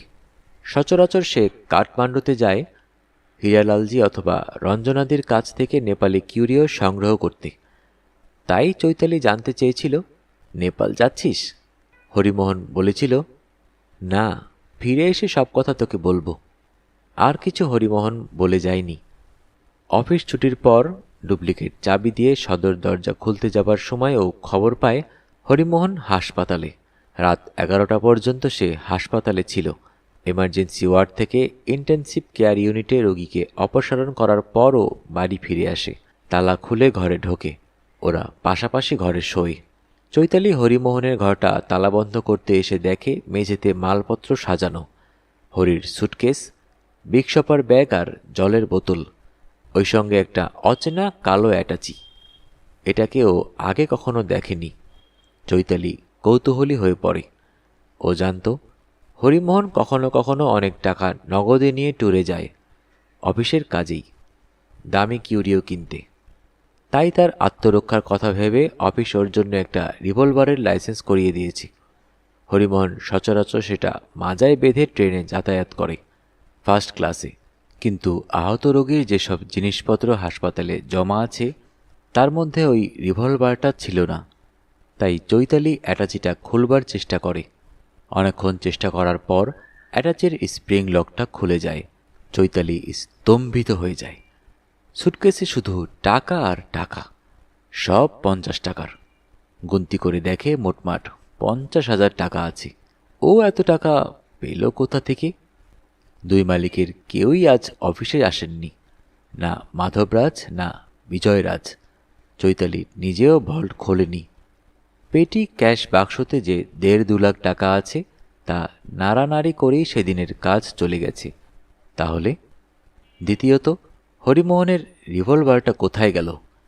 তখনই ওর নজর হলো সুটকেসের ওপরের খাপে একটি টাইপ করা ইংরেজি চিঠি। তাতে যা লেখা আছে অনুবাদ করলে তা দাঁড়ায়, ওহে ছিপে রুস্তম, আমার ধৈর্যের একটা সীমা আছে, এই শেষ সুযোগ দিচ্ছি। বৃহস্পতিবার সন্ধ্যা 6টার মধ্যে প্রতিশ্রুত 50,000 নগদে না পৌঁছে দিলে সংবাদটা আর গোপন থাকবে না। দৈনিক সঞ্জয় উবাজ কাগজের পার্সোনাল কলমে জানিও কখন কোথায় খেসারতটা দিচ্ছ। ফাঁদ পাতার চেষ্টা করলে তুমি নিজেই ফাঁদে পড়বে কিন্তু। ইতি 36/24/36। বাসু বললেন, কই দেখি সেই চিঠিটা। চৈতালি চিঠিখানা ওর হাতে দিল। কাগজটা খুলে দেখলেন মোটা বন্ড পেপার, ইলেকট্রিক টাইপরাইটারে ছাপা, তারিখহীন। বাসু বললেন, এই কাগজখানা থাক আমার কাছে। হরিমোহনের রিভলভারটা সন্ধান আর তারপর পাওনি? আগে না। তোমার কি ধারণা এত টাকা নিয়ে হরিমোহন কোথায় যাচ্ছিল? তোমার অজ্ঞাতসারে দুই পার্টনারের কেউ কি ক্যাশ থেকে টাকাটা বার করে হরিমোহনকে দিয়েছিলেন, কাউকে পেমেন্ট করে আসতে? চৈতালি বলল, আমার তা বিশ্বাস হয় না। প্রথম কথা, তাহলে ওদের দুজনের মধ্যে কেউ না কেউ আমাকে বলতেন, খুঁজে দেখো তোমার দাদার ঘরে নগদ 50,000 টাকা আছে। তা কেউ বলেননি। অথচ অ্যাক্সিডেন্টের পর দুজনের সঙ্গেই আমার কথা হয়েছে। রিভলভারের কথাও কেউ আমার কাছে জানতে চাননি। হরিমোহনের কি কোনো বদনেশা আছে? স্মাগলার দলের সঙ্গে জানাশোনা আছে? আমি তো কোনোদিন তা সন্দেহ করিনি। নেশা বলতে ড্রাগ অ্যাডিক্ট নিশ্চয়ই নয়। সিগারেট খায়, মদও খায় কখনো কখনো, জুয়ার নেশা আছে। 3-4 তাসারও বন্ধুর সঙ্গে তাস খেলে। বোর্ড মানে 50 টাকা উঠতে দেওয়া হয় না। তাতে মাসে 20-50 টাকা হারে অথবা জেতে। তবে দার্জিলিংয়ে গিয়ে সিজনে 2-1 রেস খেলেছি। কাঠমান্ডুতে একবার রোলে বোর্ডে 700 টাকা হেরে এসেছিল। সব কিছুই ও আমাকে খুলে বলে, কিছু গোপন করে না। কোনো মেয়ের সঙ্গে কি ওর সম্প্রতি ঘনিষ্ঠতা হয়েছিল? প্রেম ট্রেম? চৈতালি একটু চুপ করে ভাবল, তারপর বলল, আমার তাই সন্দেহ হয়েছে, কিন্তু ও স্বীকার করেনি। ইদানিং ও মনমরা হয়ে পড়েছিল। মেয়েটি কে তা আন্দাজ করতে পারোনি? তোমাদের অফিসের কেউ কি? আমাদের অফিসে তো 2জন বিবাহিতা, একজন বৃদ্ধা, একজন বিধবা। সবাই ওর চেয়ে বয়সে বড়, হয়তো অন্য কোনো মেয়ে, যাকে আমি চিনি না। আর কিছু বলবে? কোনো গুরুত্বপূর্ণ খবর দিতে বলেছ কি? না, সব কিছুই তো বলেছি। না, বলনি। ব্ল্যাকমেলারের নির্দেশ মতো তুমি দৈনিক সঞ্জয় উবাজ পত্রিকার পার্সোনাল কলমে একটা বিজ্ঞাপন দিয়েছিলে, তাই নয়? সেও একটা বিজ্ঞপ্তি দিয়েছিল, ট্যাক্সিতে অপেক্ষা করবে। ও হ্যাঁ, সে কথা আপনাকে বলা হয়নি বটে। ব্ল্যাকমেলার লোকটা ট্যাক্সি নিয়ে দাঁড়িয়ে রইল তোমার দোরগোড়ায়, তবু তুমি তার সঙ্গে দেখা করলে না কেন? আপনি কেমন করে? ও, আই এম সরি। ওসব প্রশ্ন তো আমার করার অধিকার নেই। কি জানেন স্যার, গগলস পরা টুপি মাথায় লোকটাকে দেখে আমার সন্দেহ হলো এ আসল লোক নয়। আসল লোক যদি হয় তাহলে হোটেল রিসেপশনে এসে আমাকে চাইছে না কেন? তোমার নাম সে জানে? না, জানে না। সম্ভবত হরিমোহনের নাম জানে। অন্ততপক্ষে সে কোড নাম্বারটা তো জানে। আপনি যেভাবে এলেন। তার মানে তুমিও তাকে চেনো না? নিশ্চয়ই না। বাসু বললেন, তোমার বলা যখন শেষ হয়েছে তখন আমি বলতে শুরু করি এবার। মন দিয়ে শোনো। তুমি বর্তমানে একটা প্রচণ্ড বিপদের মধ্যে রয়েছ। শিলিগুড়ির অফিসে অডিটর যদি বলে ক্যাশে 50,000 টাকার ঘাটতি আর হরিমোহনের জ্ঞান যদি আদৌ না ফেরে, তাহলে তোমার অবস্থা বুঝে দেখো। তোমাকে অফিস থেকে ছুটি দিয়েছে হরিমোহনের দেখভাল করার জন্য, অথচ তুমি ছদ্মনামে কলকাতার একটা হোটেলে লুকিয়ে বসে আছো, আর তোমার হেফাজতে নগদ 50,000 টাকার ব্ল্যাক মানি, ঠিক যে পরিমাণ ঘাটতির কথা বলেছে অডিটর। চৈতালি মাথা নিচু করে শুনছিল। বলল, আপনি আমাকে কি করতে বলেন? বাসু টেলিফোনটা তুলে নিয়ে অপারেটরকে ওর বাড়ির নম্বর দিতে বললেন। ফোন ধরল কৌশিক। বাসু তাকে বললেন সুজাতাকে ফোনটা দিতে। সুজাতা ফোনের ও প্রান্তে এলে বাসু বলেন, তুমি হোটেল পান্নায় চলে এসো, শুধু একটা ভ্যানিটি ব্যাগ নিয়ে। তোমার কি কোবাল্ট ব্লু রঙের ব্লাউজ আছে? দ্যাটস অল রাইট, সেটা নিয়ে এসো। 2-1 দিন তোমাকে হোটেলে থাকতে হতে পারে, কিন্তু আপাতত কোনো ওভারনাইট ব্যাগ নিয়ে এসো না। সোজা এসে 315 নম্বর ঘরে নক করো। টেলিফোনের রিসিভার নামিয়ে রেখে এবার চৈতালিকে বললেন, আমি হোটেলের বাইরে যাচ্ছি, একটা সুটকেস কিনে নিয়ে এখনই ফিরে আসব। 3 তলাতেই একটা ঘর ভাড়া নেব। তুমি এখানে অপেক্ষা করো যতক্ষণ না আমি ফিরে আসি।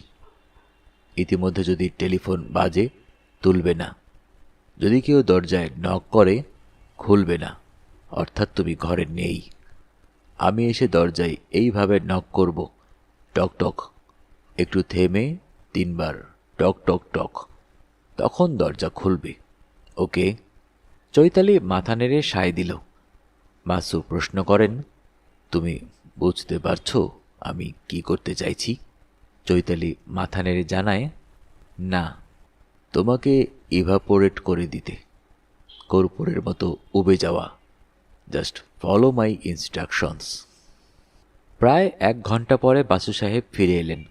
ইতিমধ্যে তিনি সামনের বাজার থেকে একটি বড় সুটকেস কিনে নিয়ে হোটেল পান্নায় একটা ঘর ভাড়া নিয়েছেন নিজের নামে। 1 তলা বা 2 তলায় নাকি রাস্তার শব্দে ওর অসুবিধা হয়, আবার 5-6 তলা উঠতে চান না বৃদ্ধ, ওর ভার্টিগো আছে। জানালা দিয়ে বা বারান্দা দিয়ে নিচের রাস্তায় তাকালে মাথা ঘুরে উঠতে পারে। রিসেপশনিস্ট অনেক বুদ্ধি বিবেচনা করে 3 তলার 21 নম্বর ঘরটা ওকে দিয়েছে। 321। বাসু সাহেব সুটকেস নিয়ে সেখানে এসে উঠেছেন। তোয়ালে, সাবান, চাবি সব নিয়ে ঘর তালাবন্ধ করে এসে নক করলেন চৈতালির ঘরে। চৈতালি কোড নক শুনে দরজা খুলে দিল। ইতিমধ্যে কোনো ফোন বা দর্শনার্থী আসেনি? আগে না, কিন্তু স্যার আমি এতক্ষণ একটা কথা ভাবছিলাম। আমি আপনাকে মাত্র 100 টাকা রিটার্নার দিয়ে এসেছি। দ্যাটস অল রাইট, ঝামেলাটা আগে মিটুক, তারপর সেসব কথা হবে। কি জানো চৈতালি, তোমার বয়সী আমার একটি মেয়ে ছিল, সে যদি আজ... ঠিক সেই সময়ই কে যেন নক করল দরজায়। বাসু বললেন, দাঁড়াও, আমি দেখছি।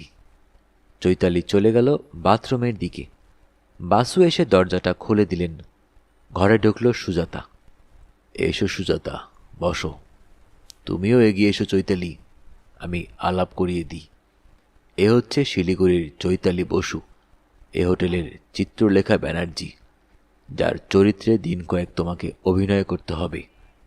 চৈতালি বসুর কাছ থেকে একজন ব্ল্যাকমেলার হয়তো টাকা আদায় করতে চাইবে। তোমার কাজ হচ্ছে যতদূর সম্ভব নামধাম পরিচয় সংগ্রহ করা।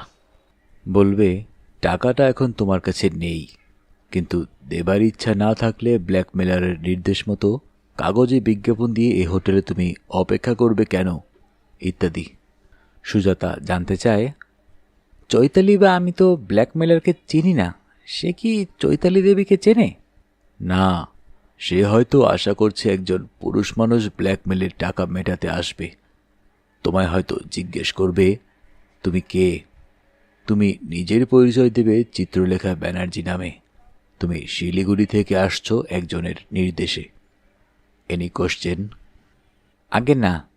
চৈতালি জানতে চায়, আমি কি করব?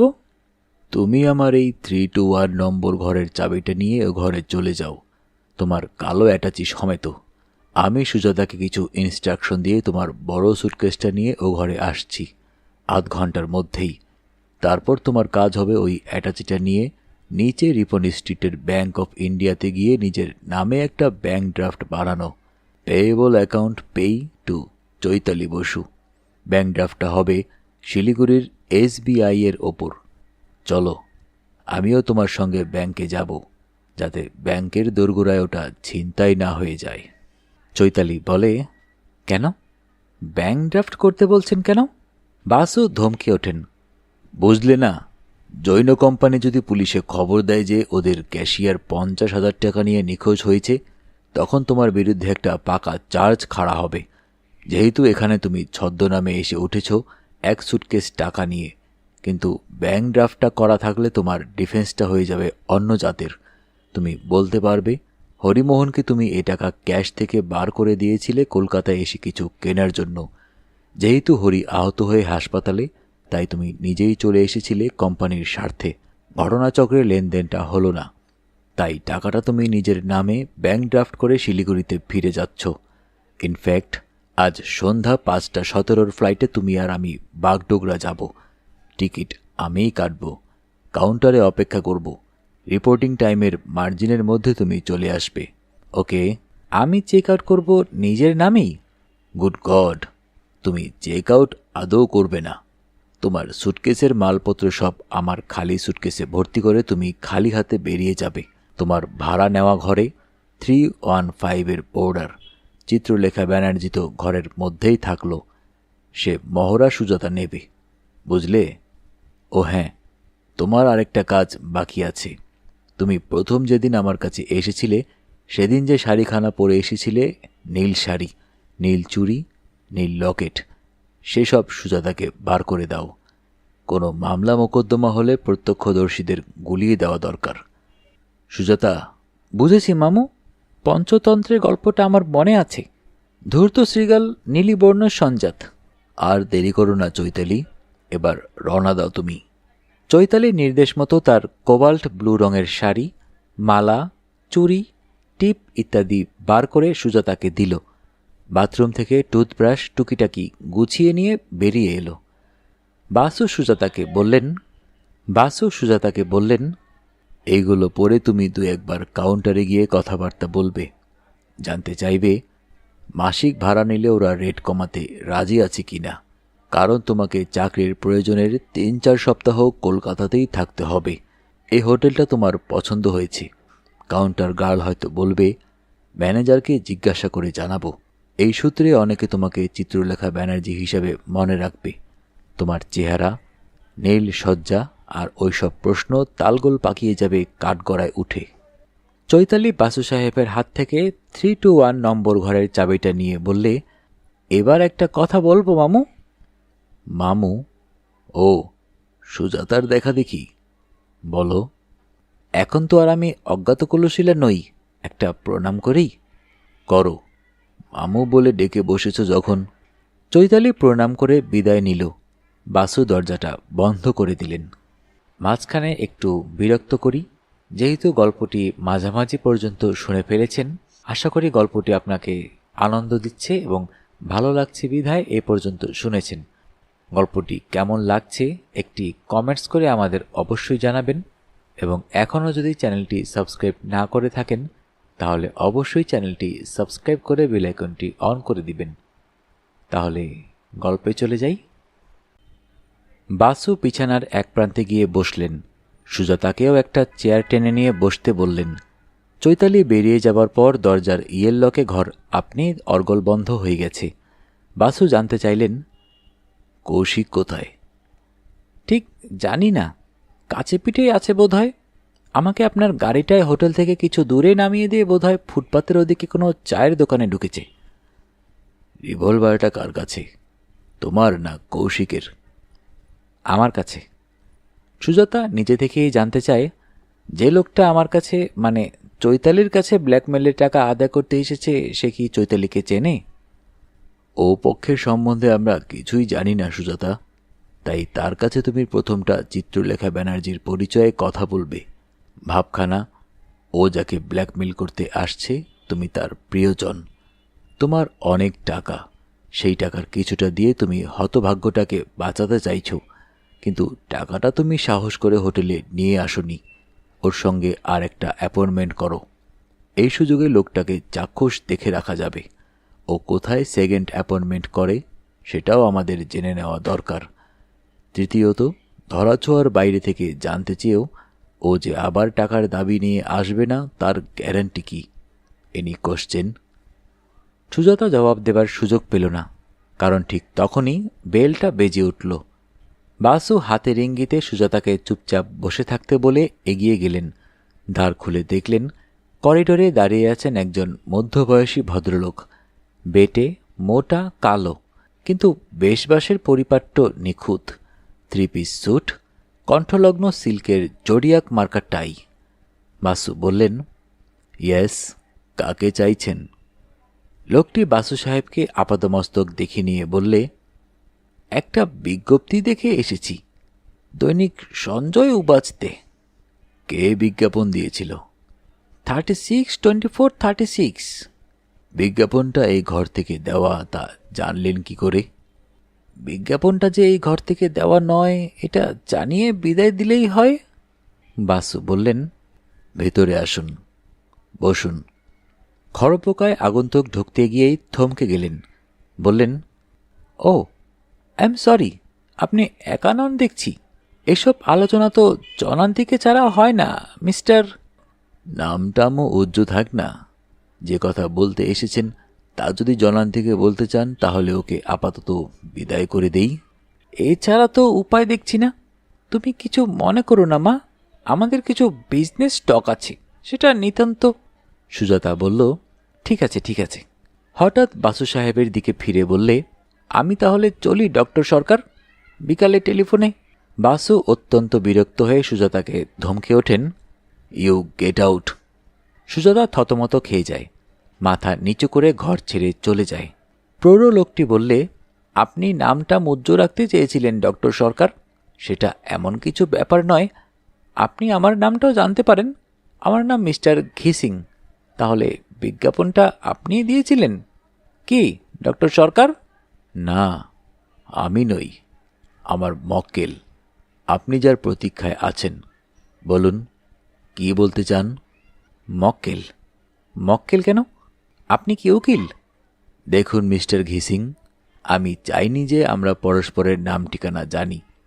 ঘটনাচক্রে কিছুটা জানাজানি হয়ে গেছে, তাতে খুব কিছু ক্ষতিবৃদ্ধি হয়নি। এখন বলুন আপনি কি জন্য এসেছেন? সে কথা নিশ্চয়ই আপনার মক্কেল আপনাকে বলেছে ডক্টর। ওয়েট এ মিনিট, আপনার মুখখানা তো আমার অচেনা নয়। আমি আপনাকে আগেও কোথাও দেখেছি, অথবা আপনার ফটো। তা তো হতেই পারে, হয়তো খবরের কাগজে দেখেছেন। ড্যাম ইট, ওই মেয়েটি ধোঁকাবাজি না করলে আমি আরও আগেই আপনাকে চিনে ফেলতাম। আপনি PK Basu, barrister. That's correct. Good God, আপনার সঙ্গে তো আমার কোনো কারবার নেই। আপনার মক্কেল যদি আমার সঙ্গে সরাসরি কারবার করতে না চায় তাহলে good bye. Alright, good bye. নাটকে যাকে প্রস্থানোদ্যত ভঙ্গি বলে তেমন একটা ভঙ্গি করে দ্বার প্রান্ত থেকে ফিরে এলো লোকটা। বললে, আপনি জানেন নিশ্চয়ই দেনা পাওনাটা কিসের, কেন এবং কি পরিমাণ? আপনার মক্কেল সেই ছিপে রুস্তমের পালানোর সব পথ বন্ধ। আমাকে খুশি করে দিলেই তার গোপন কথা চিরকাল গোপন থাকবে। আপনাকে নিশ্চয়ই মাসে মাসে চিরটা কাল আমার মক্কেলকে এভাবে খুশি করে যেতে হবে? না, নিশ্চয়ই নয়। সে কথা আমি ছুপে রুস্তমকে আগেই জানিয়েছি। এই ছ্যাঁচড়া কারবার আমার ভালো লাগে না, এতে বিপদও আছে। তাই এবারের এই লেনদেনটাই আমাদের শেষ কারবার। এরপর আমি আর একটা বিজনেস খুলে বসব, যে বিজনেসটা আটকে আছে নগদ টাকার অভাবে। আপনার মক্কেল এসব কথা আপনাকে বলেনি? বলেছে, সে রাজিও হয়েছে টাকাটা মেটাতে। ইনফ্যাক্ট টাকাটা সে আমাকে হস্তান্তরিত করার পরে ওই বিজ্ঞাপনটা ছাপতে দিয়েছে। তাহলে মাছ থেকে আপনি বাগড়া দিচ্ছেন কেন? আমি শুনে যাচ্ছি, বলে যান। দেখুন মিস্টার বাসু, এটা আপনি যা ভাবছেন তা নয়। আমি আবার কি ভাবছি? স্পষ্ট করেই বলি, এটা ব্ল্যাকমেলিং আদৌ নয়, খেসারত, জাস্ট কম্পেনসেশন। আপনার মক্কেল তার পাপের প্রায়শ্চিত্ত করছে মাত্র। তাহলে অবশ্য আমার আপত্তি নেই টাকাটা দিতে। পুরো 50? কমিশন না রেখে? কিসের কমিশন? মক্কেল যখন ব্ল্যাকমেলিংয়ের টাকা দিচ্ছে না, প্রায়শ্চিত্ত হিসেবে খেসারত দিচ্ছে, তার কাছে ফি যা নেবার তা আমি পৃথকভাবে নেব। তাহলে এখনই দিয়ে দিন, নগদা নগদি। এখনই কেমন করে দেই? টাকাটা ব্যাংকে জমা দিই, আপনার নামে অ্যাকাউন্ট পেয়ে চেক বানিয়ে আনি, খেসারতের ড্রাফটটা বানাই, আপনার তরফের উকিল। কি বকছেন মশাই পাগলের মতো? আপনার মক্কেল আপনাকে কতটা বলেছে বলুন তো? অ্যাকাউন্ট পেয়ে চেকে আমি খেসারতটা নিতে পারি? তাহলে আপনি যে আবার নতুন দাবি নিয়ে আমার মক্কেলকে বিরক্ত করবেন না, তার গ্যারেন্টি কোথায়? কোনো ভদ্রলোক তা করে না। কারেক্ট, কিন্তু ভদ্রলোকেরা খেসারতের টাকা অ্যাকাউন্ট পেয়ে চেকে গ্রহণ করে থাকেন। আপনি আমাকে লেজে খেলাবার চেষ্টা করলে ওই 50,000 কিন্তু 1 লাখে উঠে যাবে। বাসু একগাল হেসে বললেন, জানি, লেজ নিয়ে যারা খেলে তারা অমন ত্রিং ত্রিং লাফ মারার চেষ্টা করে, মুখ থুবড়ে পড়েও। লোকটা গম্ভীর হয়ে গেল, বলল, ঠিক আছে, আপনার সঙ্গে আমার কোনো কারবার নেই। আপনার মক্কেলকে জানাবেন 72 ঘন্টার ভিতর আমার দাবি পূরণ না হলে আমি যা চেয়েছি তার দ্বিগুণ খেসারত দাবি করব। কিন্তু আমার মক্কেল যদি আপনার পরামর্শ না শুনে সরাসরি আপনাকে খেসারতটা মেটাতে চায়, তাহলে কোথায় আপনার পাত্তা পাবে? আপনি বেশি চালাকি করবেন না মিস্টার বাসু। আপনার ফোন নম্বর টেলিফোন গাইডে আছে। আমি ফোন করে আপনাকে জানাবো কোথায় খেসারতটা পৌঁছে দিতে হবে। কখন? যখন আমার মন চাইবে। তার চেয়ে সরাসরি আমার মক্কেলকে ফোন করলেই ভালো হয় নাকি? ওর ফোন নম্বরটা দেব? একবার বলেছি, আবার বলছি, বেশি চালাকি করবেন না। লোকটা গটগট করে এবার সত্যিই বেরিয়ে গেল ঘর থেকে। বাসু টেলিফোনটা তুলে নিয়ে 321 নম্বর ঘরে রিং করলেন। ও প্রান্তে চৈতালি ধরতেই প্রশ্ন করলেন, আমি বাসু মামু বলছি। শোনো চৈতালি, ব্ল্যাকমেলার এসেছিল, তার দৈহিক বর্ণনা, তার পোশাকের বিবরণ দিচ্ছি। দেখো তো লোকটাকে চিনতে পারো? চৈতালি ধরতে পারল না। বাসু বললেন, একটু পরেই আমি তোমার ঘরে আসছি, তুমি তৈরি হয়ে নাও, ব্যাংকে যেতে হবে টাকাটা জমা দিতে। ঠিক তখনই আবার কে ডোরবেল বাজালো। বাসু টেলিফোন নামিয়ে এগিয়ে এসে খুলে দেখেন সুজাতা ফিরে এসেছে। বললেন, তোমার অভিনয়টা ভালোই হয়েছিল, কিন্তু কাজে লাগেনি। ডক্টর সরকার সেজে আত্মগোপনের সুযোগ পাওয়া গেল না। লোকটা আমাকে চিনতে পেরে গেল। আর আপনি ওকে? কি করে চিনব? ওর উপাধি নিশ্চয়ই কিসিং নয়? না, নয়, কিন্তু ওর আসল নাম ঠিকানা আপনি একটু পরেই জানতে পারবেন। কিভাবে? আমি নিচে নেমে যেতেই আপনার ভাগ্নের সঙ্গে দেখা হয়ে গেল। আমার কাছে সব কথা শুনে সে গাড়িতে গিয়ে বসল। আমাকে বলল পাশের সিটে বসতে। ওই লোকটা হোটেল থেকে বেরিয়ে এলেই ওকে চিহ্নিত করে আমি যেন গাড়ি থেকে নেমে যাই, আপনাকে এসে খবর দিই যে ও লোকটাকে ফলো করতে গেছে। বাসু খুশি হয়ে বললেন, গুড ওয়ার্ক। তারপর? লোকটার সঙ্গে আপনার কি কথাবার্তা হয়েছে আমি জানি না, কিন্তু মনে হলো সে ক্ষেপে আগুন হয়ে আছে। ডাইনে বাই তাকালো না, বুনো মোষের মতো ঘোত ঘোত করতে করতে ওর মারুতি সুজুকি গাড়িতে গিয়ে বসলো। নম্বরটা টুকে এনেছি। Very good. আমি বরং ও ঘরে গিয়ে দেখি চৈতালি কি করছে। এতক্ষণে ওর সুটকেস গোছানো হয়ে গেছে নিশ্চয়ই। ব্যাংক আওয়ার্সের মধ্যে টাকাটা জমা না দেওয়া পর্যন্ত আমার প্রাণটা ঠান্ডা হচ্ছে না। আমি ওকে নিয়ে ব্যাংকে যাচ্ছি। তুমি ইতিমধ্যে AAEI-তে একটা ফোন করো কল্যাণকে। কল্যাণ ভদ্র, আমাকে খুব শ্রদ্ধা করে। আমার নাম করে জিজ্ঞেস করো ওই নম্বরের গাড়ির মালিক কি AAEI-এর মেম্বার। আমি জানতে চেয়েছি। তাহলে নাম ধাম ফটো সব পাওয়া যাবে।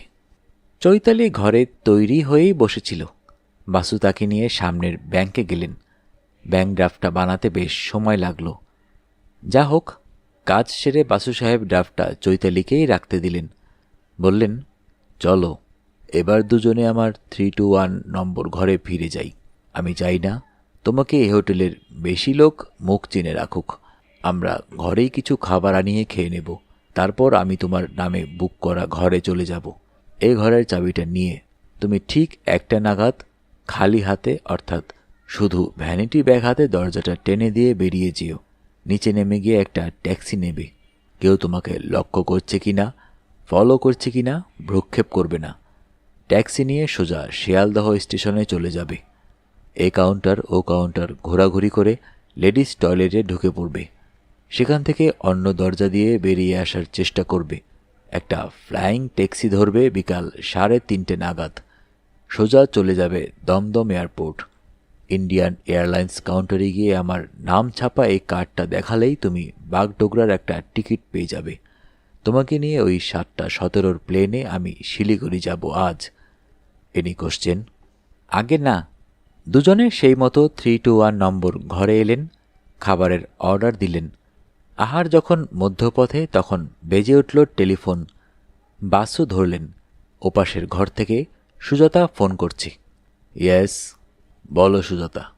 ও টেলিফোন করেছিল। লোকটার নাম সত্যি ঘিসিং, হীরালাল ঘিসিং। জৈন এক্সপোর্ট ইম্পোর্টের সঙ্গে জানাশোনা আছে। নেপালি কিউরিও জোগাড় করে। চৈতালি তাকে চেনে না? কমিশন এজেন্টকে? বাসু টেলিফোনে হাত চাপা দিয়ে প্রশ্নটা চৈতালিকে করলেন। চৈতালি বলল, হ্যাঁ চিনি বই কি। কাঠমান্ডুতে থাকেন। রঞ্জনাদি ওর রাখি বহিন। উনি কলকাতায় এসেছেন কবে? কেন?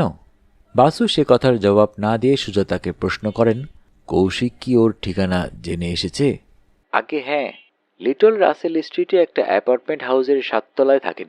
অ্যাপার্টমেন্ট 7/3, নতুন অ্যাপার্টমেন্ট হাউস। বাড়ি নম্বর 132/A। বাড়িটার নাম স্কাইলার্ক। বাসু বললেন, আমি এখনই ও ঘরে আসছি, অপেক্ষা করো। টেলিফোন নামিয়ে রাখতেই চৈতালি জানতে চায়, মিস্টার ঘিসিং কি এখন কলকাতার বাসিন্দা? আর রঞ্জনাদি? রঞ্জনাদির কথা তো আমি জানতে চাইনি। তবে ঘিসিং থাকেন লিটল রাসেল স্ট্রিটের স্কাইলার্কে, 132/A। তা সে যাই হোক, তুমি স্রেফ ভ্যানিটি ব্যাগ হাতে এয়ারপোর্টে চলে যাবে। দেখো কেউ যেন তোমাকে এয়ারপোর্টে ফলো না করে। তোমার সুটকেসটা নিয়ে আমি এ ঘর থেকে চেক আউট করে যাব। সুজাতা কাল চেক আউট করবে চিত্রলেখা ব্যানার্জির পরিচয়ে। চৈতালি ঘাড় নেড়ে সায় দিল। বাসু ফিরে এলেন 315 নম্বরে। দেখলেন সুজাতাও সাহস করে ডাইনিং হলে যায়নি। তার ভুক্তাবশিষ্ট প্লেট পড়ে আছে দরজার কাছে। বাসু সাহেব ভিতরে এসে দরজাটা বন্ধ করে দেবার পর সুজাতা জানতে চায়, ব্যাংকের কাজ মিটল? হ্যাঁ, কালো টাকা আবার সাদা হয়ে গেছে। ঘাম দিয়ে জ্বর ছাড়ল যেন। আপনার কি মনে হয় মামু, মেয়েটি সত্যি বিপদে পড়েছে? ঠিক বুঝতে পারছি না সুজাতা। হীরালাল ঘিসিং তাহলে আমার কাছে মিথ্যা পরিচয় দেয়নি। সে ওদের নেপালের এক্সপোর্ট ইম্পোর্টের কাজ দেখে। চৈতালি বলল, রঞ্জনা ওর রাখি বহিন। সে হরিমোহনকে ব্ল্যাকমেলিং করছে কেন? কি বাবদে? হরিমোহনই বা অত টাকা কোথায় পেল? রিভলভারটাই বা তার হেফাজতে ছিল না কেন? অনেকগুলো প্রশ্নের উত্তর পায়নি। তাই বোঝা যাচ্ছে না চৈতালি কতটা বিপদে পড়েছে। সুজাতা কি একটা জবাব দিতে যাচ্ছিল, তার আগেই কে যেন দ্বারে করাঘাত করল। সুজাতা বলে, ঘিসিং ফিরে এলো নাকি? বাসু মাথা নাড়লেন, না, সে এলে বেল বাজাতো। এ করাঘাতে অধ্যত্বের প্রকাশ। হয় হোটেলের হাউস ডিটেকটিভ, নয় পুলিশ। ঘরটা তোমার, তুমিই দরজাটা খুলবে, কিন্তু কথাবার্তা আমাকে বলবার সুযোগ দিও। সুজাতা গিয়ে দরজাটা খুলে দিতেই ঘরে ঢুকল দুজন সাদা পোশাকের পুলিশ। দুজনেরই মুখ চেনা, নাম দুটো মনে পড়ল না বাসু সাহেবের। ওদের মধ্যে বয়স্ক পুলিশ অফিসারটি বলে ওঠেন, এ কি বাসু সাহেব, আপনি এখানে? বাসু বললেন, প্রশ্নটা আমরাও করতে পারি, আপনারা এখানে? দুজনে এগিয়ে এলো, দরজাটা বন্ধ করে গুছিয়ে বসল দুটি চেয়ারে। বয়স্ক পুলিশ অফিসারটি তার পকেট থেকে শনাক্তিকরণ কার্ডটা দেখিয়ে বললেন, ক্যালকাটা পুলিশ, লালবাজার থেকে আসছি।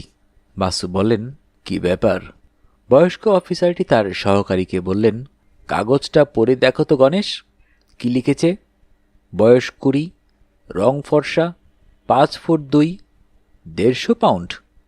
শেষ দেখা গেছে নীল শাড়ি, নীল ব্লাউজ, নীল চুড়ি, নীল লকেট, তাই তো? গণেশ সুজাতাকে আপাদমস্তক এক নজর দেখে নিয়ে একগাল হেসে বললে, ইউক্লিডের ভাষায় সমানুপাত। বয়োজ্যেষ্ঠ পুলিশ ধমকে ওঠেন, ইউক্লিড? সে আবার কে? সেই অ্যাংলো ইন্ডিয়ান স্মাগলার ছোকরা? আগে না স্যার, বলছি কি হুবহু মিলে গেছে। ইউক্লিড না চেনা পুলিশ অফিসারটি এবার সুজাতাকে প্রশ্ন করেন, মা লক্ষ্মীর নামটা নিশ্চয়ই চৈতালি বসু, শিলিগুড়ির বাসিন্দা? বাসু বাধা দিয়ে বলে ওঠেন, জাস্ট মিনিট, সর্বপ্রথমে বলুন, আপনারা দুজন পুলিশ এ ঘরে কেন হানা দিয়েছেন? টাক সর্বস্ব রুখে ওঠেন, সে কথা আপনাকে বলতে যাব কেন? কারেক্ট, আমাকে বলবেন না, বলবেন ওই মেয়েটিকে যাকে প্রশ্নটা করছেন। আপনারা কি আন্দাজ করছেন ও কোনো অপরাধ করেছে? করে থাকতে পারে, আবার নাও পারে, আমরা জানি না। আমরা এসপি শিলিগুড়ির অনুরোধ মতো কিছু তথ্য সংগ্রহ করছি মাত্র। ঠিক কথা, কিন্তু শিলিগুড়ির পুলিশ কি সন্দেহ করছেন মেয়েটি কোন অপরাধ করেছে?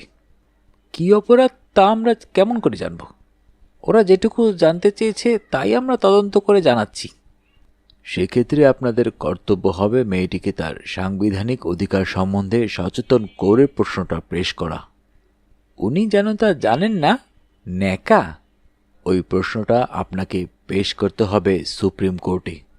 কোন প্রশ্নটা? সুপ্রিম কোর্টে ডিভিশন বেঞ্চের বিচারকদ্বয় ন্যাকা কিনা তারাই বিধানটা পাকা করেছেন। অলরাইট অলরাইট, অবধান করুন মিস বোস, আমরা বর্তমানে আপনাকে কোনো বিশেষ অপরাধে অপরাধী বলে চিহ্নিত করছি না, আপনাকে গ্রেপ্তার করতেও আসিনি। আপনি ইচ্ছে করলে আমাদের প্রশ্নের কোনো জবাব নাও দিতে পারেন, বলতে পারেন যে আপনার উকিলের উপস্থিতি ভিন্ন, আপনি আমাদের কোনো প্রশ্নের জবাব দেবেন না।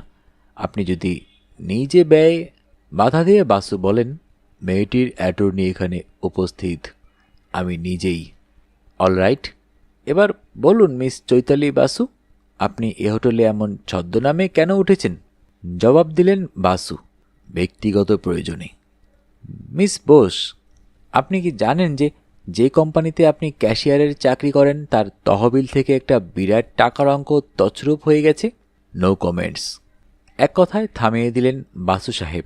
আপনি ক্রমাগত ফোড়ন কাটছেন কেন মশাই? আপনি জানেন কি বিরাট অঙ্কের গরমিল হয়েছে ওদের তহবিলে? পাক্কা 2 লাখ, বুঝলেন, 2 lakhs। এই প্রথম মনে হলো বাসু সাহেব একটু ঘাবড়ে গেছেন। অসতর্কভাবে প্রশ্ন করে বসেন, কি কি বললেন? আপনি কি কানে খাটো নাকি মশাই? আমি বলেছি 2 লক্ষ টঙ্কা। ক্যাশিয়ার নিরুদ্দেশ হবার সঙ্গে সঙ্গে। বাসু ততক্ষণে সামলে নিয়েছেন, বলেন, আপনারা অথবা শিলিগুড়ির পুলিশ কি মনে করেন যে আমার মক্কেল এই তহবিল তছরূপের জন্য দায়ী? আমি এখনও সে কথা বলিনি, আমি শুধু কিছু তথ্য সংগ্রহ করতে চাইছি। কিন্তু আপনারা একবারও বলেননি যে এই তহবিল তছরূপের অপরাধে আপনারা আমার মক্কেলকে দায়ী করবেন না। আগে না, তা বলিনি। আবার একথাও বলিনি যে তিনিই দায়ী। নর্দার্ন সার্কেলের ডিসির অনুরোধ অনুসারে আমরা কিছু তথ্য সংগ্রহ করছি মাত্র। সেক্ষেত্রে ওর আইন পরামর্শদাতা হিসেবে আমি ওকে পরামর্শ দেব কোনো প্রশ্নের জবাব না দিতে। 2 পুলিশ অফিসার উঠে দাঁড়ায়, সুজাতার দিকে ফিরে বলে, কাজটা ভালো করলে না চৈতালি দিদি? আচ্ছা চলি। ওরা ঘর ছেড়ে চলে যায়। বাসু বলেন, সুজাতা, পারতপক্ষে এ ঘরের বাইরে যেও না, কারণ তোমার অনুপস্থিতির সুযোগে ওরা এ ঘরে কনসিল্ড মাইক্রোফোন বসিয়ে দিতে পারে। তুমি পারতপক্ষে টেলিফোনও ব্যবহার করো না। ওরা যতক্ষণ বিশ্বাস করবে চৈতালি বসু এ ঘরে বন্দি আছে, ততক্ষণই আমরা দুজন নড়াচড়ার সুযোগ পাব। কৌশিক যদি ফোন করে তাকে বলবে পরে কথা হবে, কারণ ওরা তোমার ফোন ট্যাপ করে ইনকামিং কল মনিটর করবে, হয়তো টেপ রেকর্ড করবে। চুপচাপ বসে থাকবো? এ ঘরে টিভি পর্যন্ত নেই। হোটেল স্টেশনারি তো রয়েছে, বসে বসে পদ্য লেখো না। পদ্ম মানে কবিতা? আমি জীবনে লিখিনি। সে আপনার ভাগ্নে হলে পারত। ছেলেবেলায় গঙ্গাত্রস্ত কিছু মুখস্থ করেছিলে, তাহলে সেটা ঝালিয়ে নিতে থাকো। বলো না, they also serve who only stand and wait. কাল রাত্রে বাসু সাহেব শিলিগুড়ির সেবক রোডের নূরজাহান হোটেলে এসে উঠেছেন রাত 9টা নাগাদ। আছেন 7 তলার একটা এসি ডিলাক্স সুইটে। হোটেলটা আনকোরা নতুন, এখনও উপরতলায় কাজ হচ্ছে। শিলিগুড়ি ব্যবসা ক্ষেত্র হিসেবে দিন দিন ফুলে ফেঁপে উঠছে। সমানতালে লাভজনক হচ্ছে হোটেল ব্যবসায়। হোটেলে বার আছে। বাসু সুটকেসে ওর প্রিয় হুইস্কি নিয়েই এসেছেন, সিভাস রিগাল। সিভাস রিগাল আবার সর্বত্র পাওয়াও যায় না। বেলবয়কে দিয়ে কিছু চিকেন কাবাব আর বরফ আনিয়ে নিয়েছেন। ফোনটা তুলে নিয়ে কলকাতার বাড়িতে এসটিডি করলেন। ধরল কৌশিক। জানতে চাইল, শিলিগুড়ি হোটেল থেকে বলছেন তো? বাসু বললেন, সুজাতা কি এখনো হোটেলে? আগে হ্যাঁ, 315 নম্বর ঘরটা সে কুম্ভের মতো রক্ষা করছে। কুম্ভ? কোন কুম্ভ? অ্যাকুইরাস? আগে না, কুম্ভ রাশি নয়। একা কুম্ভ রক্ষা করে নকল বুদিগর। আমি গেছিলাম, বেল বাজালাম, নো সারা শব্দ। টেলিফোন করলাম, নো সারা শব্দ। রুদ্ধদার কক্ষে সে নির্বিকল্পে দিব্যি আছে। আর তোমার গৃহিণী এই নাটকে যে চরিত্রটা অভিনয় করছে তার খবর কিছু জানো? সে কি? সে খবর তো আপনি আমাদের জানাবেন। না, জানাতে পারছি না। ওই ফ্লাইটেও আসেনি, টিকিটও কালেক্ট করেনি। প্রথম দিনই ও বলেছিল নিরুদ্দেশ হতে চায়। এতদিনে সে সফলকাম হয়েছে বলে মনে হচ্ছে। সে কোথায় জানি না। কাল সকালে ওখানকার একটা অফিসে আপনার অ্যাপয়েন্টমেন্ট ছিল, সেটা রাখছেন তো? হ্যাঁ, এলামি যখন তখন অফিসটা এক নজর দেখে যাই। হাসপাতালেও একবার যাব। তারপর বিকাল 5:25 ফ্লাইট ধরে ফিরে যাব। তুমি গাড়িটা নিয়ে দমদম এয়ারপোর্টে এসো। ঠিক আছে, লাইনটা একটু ধরুন। মামিমা কি যেন কথা বলবেন। তিনি আবার কি বলবেন? একটু পরেই রানীদেবীর কণ্ঠস্বর শোনা গেল টেলিফোনে। তুমি বোতলটা বার করে ফেলে রেখে গেলে কেন? তুমি চলে যাবার পর দেখি সিভাস রিগালের বোতলটা সুটকেস থেকে বার করে। বাসু কথার মাঝপথেই বলে ওঠেন, না, ভাবলাম বিদেশ বিভুঁইয়ে এক রাত না হয় নাই খেলাম। 1-8 দিন বাদ দিলে অভ্যাসটা। ধমক দিয়ে ওঠেন রানী। ন্যাকামি করো না, সাপের হাঁচি বেঁধে চেনে। আমি মেপে 2 প্যাক বোতলে ভরে রেখেছিলাম বলে ওটা নামিয়ে রেখে গেছো? এটুকু বুঝবার মতো বুদ্ধি তোমার রানুর আছে। শোনো, কলকাতা থেকে উড়বার আগেই কোনো খানদানের লিকার শপ থেকে নতুন যে বোতলটা কিনেছো তা থেকে 3 প্যাকের বেশি খেও না যেন। বাসু হতাশ হয়ে বলেন, বাড়ি শুদ্ধ সবাই যদি গোয়েন্দা হয়ে ওঠে। কথাটা শেষ হলো না, তার আগেই রানু লাইনটা কেটে দিলেন। পরদিন সকাল 10:30টায় একটা ট্যাক্সি নিয়ে চলে এলেন অফিস কমপ্লেক্সে। ঠিকানা খুঁজে বার করতে অসুবিধা হলো না। এটাও বেশ বড় অফিস, সেবক মার্কেন্টাইল বিল্ডিং কমপ্লেক্স। বড় সাইনবোর্ডে জৈন কিউরিও শপের বিজ্ঞপ্তি। সামনে প্লেট গ্লাসের ডিসপ্লে উইন্ডো, তার সামনে রোলিং শাটার্স, পাশে বন্দুকধারী পাহারা। ডিসপ্লে উইন্ডোতে নানান জাতের কিউরিও, হাতির দাঁতের কাজ, রূপার ওপর ফিলিগ্রি, সিল্ক ক্রোল, নানান জাতের পেন্টিং, এদেশি ও দেশি। হঠাৎ বাসু সাহেবের নজর হলো এদিক ওদিক দেখতে দেখতে ওর মক্কেল চৈতালি সাবধানে বড় রাস্তা পার হচ্ছে। বাসু 2 পা এগিয়ে গেলেন, অফিসের প্রধান প্রবেশদ্বারের থেকে একটু দূরে। চৈতালি ওকে দেখতে পেল। বাসু ভেবেছিলেন প্রচণ্ড একটা ধমক দেবেন, দেওয়া হলো না। এক রাত্রে চৈতালি যেন আমূল বদলে গেছে, তাকে চেনাই যায় না। মেরি আতোয়ানেদের কর্মবহুল জীবনের শেষ রাত্রিটা যেন ওর কাটিয়ে এসেছে। প্রসাধনের চিহ্ন মাত্র নেই, চুলগুলো ঝড়ে বিধ্বস্ত পাখির বাসা। বাসু ওর 2 বাহুমূল চেপে ধরে বলেন, কি হয়েছে চৈতালি? হরি হরি, কাল রাত 1টার সময়। বাকিটা বলতে পারল না। বৃদ্ধের কাঁধে মাথা রেখে ফুপিয়ে কেঁদে ফেলল। বাসু ওর মাথায় হাত বুলিয়ে বললেন, লক্ষ্মীটি, চৈতালি কাঁদে না। রাস্তার মাঝখানে এভাবে। হাত দিয়ে ইঙ্গিত করতেই একটা ট্যাক্সি এগিয়ে এলো। লোকটার হাতে একটা 20 টাকার নোট গুজে দিয়ে বললেন, কাছাকাছি কোনো পার্কে নিয়ে চলো সর্দারজি। 50 ট্যাক্সি ড্রাইভার বিয়োগান্ত নাটকটাতে অভিভূত হয়েছেন। নিঃশব্দে ওদের দুজনকে নিয়ে এসে দাঁড় করালো একটা ফাঁকা উদ্যানে। বাসু ট্যাক্সিটাকে অপেক্ষা করতে বলে ওকে নিয়ে নামলেন, বেঞ্চে গিয়ে বসলেন। বললেন, শেষ সময়ে কি তুমি উপস্থিত ছিলে? চৈতালি ইতিবাচক গ্রীবা সঞ্চালন করলেন। ওর জ্ঞান কি ফিরেছিল শেষ পর্যন্ত? দুদিকে মাথা নেড়ে এবার জানালো, না। এখনো কি হাসপাতালে আছে? এবার রুমালের চোখ মুছে চৈতালি বললে, না, ধ্রুব, সতীশ, নিমাই, মদনলাল ওরা সবাই ওকে নিয়ে গেছে শ্মশানে। হিন্দু সৎকার সমিতির গাড়িতে আমাকে যেতে বারণ করল। ধ্রুবই ওর সবচেয়ে প্রাণের বন্ধু ছিল। সেই শ্মশানে করবে, আমাকে কিছুতেই সঙ্গে নিল না। ওরা ঠিকই করেছে। ওরা বোধহয় হরির বন্ধু ছিল, তাই নয়? আমারও বন্ধু, আমরা তো যমজ। মনটাকে শক্ত করো চৈতালি, এদিকেও তোমার অনেক কাজ বাকি। জানি, সেই জন্যই তো ছুটে চলে এসেছি। প্লেনটা ধরতে পারলাম না। রাত 8টায় একটা চার্টার্ড প্লেনে এসেছি। একটা টিকিট খামোখা নষ্ট হলো, কি আর করা যাবে? তা তো বটেই, কিন্তু প্লেনটা তুমি ধরতে পারলে না কেন? যথেষ্ট মার্জিন নিয়ে তো হোটেল থেকে বের হয়েছিলে। আমি যখন হোটেল ছাড়ি তখন বেলা 3:10। তুমি তো তার আগেই। হ্যাঁ, তার আগেই আমি। কি জানেন, আমার ক্রমাগত মনে হচ্ছিল কে যেন আমাকে ফলো করছে। তাছাড়া একটা টেলিফোন বুথে গিয়ে আমি এই শিলিগুড়ির হাসপাতালে এসটিডি করেছিলাম। ওরা বলল, ওরা জানালো হরির অবস্থা। আমার আর কোনো জ্ঞান ছিল না মামু। বাসু ওর পিঠে চাপড় মেরে বললেন, লুক হিয়ার চৈতালি, যা হবার হয়ে গেছে। হরি যে তোমার কতখানি ছিল তা আমি বুঝছি, কিন্তু তোমার বিপদও কাটেনি এখনো। শিলিগুড়ি পুলিশ তোমাকে খুঁজছে। এখন আর আমার কোনো ভয় নেই। জেলে যেতে বা ফাঁসি হলে, তাই তো সোজা অফিসে যাচ্ছিলাম। বোকার মতো কথা বলো না চৈতালি। হরি যে চোর নয়। তুমি যে তহবিল তছরূপ করনি এটা প্রমাণ না করে তুমি মরেও শান্তি পাবে না। স্বর্গ থেকে তোমার বাবা মা, মাসিমা, এমনকি হরি। চৈতালি দুহাতে মুখ ঢাকল। বাসু বললেন, বাড়ি যাও চৈতালি। দরজা জানলা বন্ধ করে লম্বা একটা ঘুম দাও। স্লিপিং ট্যাবলেট খেয়ে নিও। ঘন্টা 4-5 ঘুমাতে পারলে তোমার শরীর ঠিক হয়ে যাবে। এদিকটা আমি সামলাচ্ছি, তুমি নিশ্চিন্ত থেকো। এসো, আগে তোমাকে বাড়িতে পৌঁছে দিই। চৈতালি রাজি হল।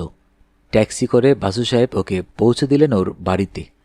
SBI এর ব্যাংক ড্রাফটটা ওর কাছ থেকে নিয়ে নিলেন। ওই ট্যাক্সিতেই ফিরে এলেন অফিসে।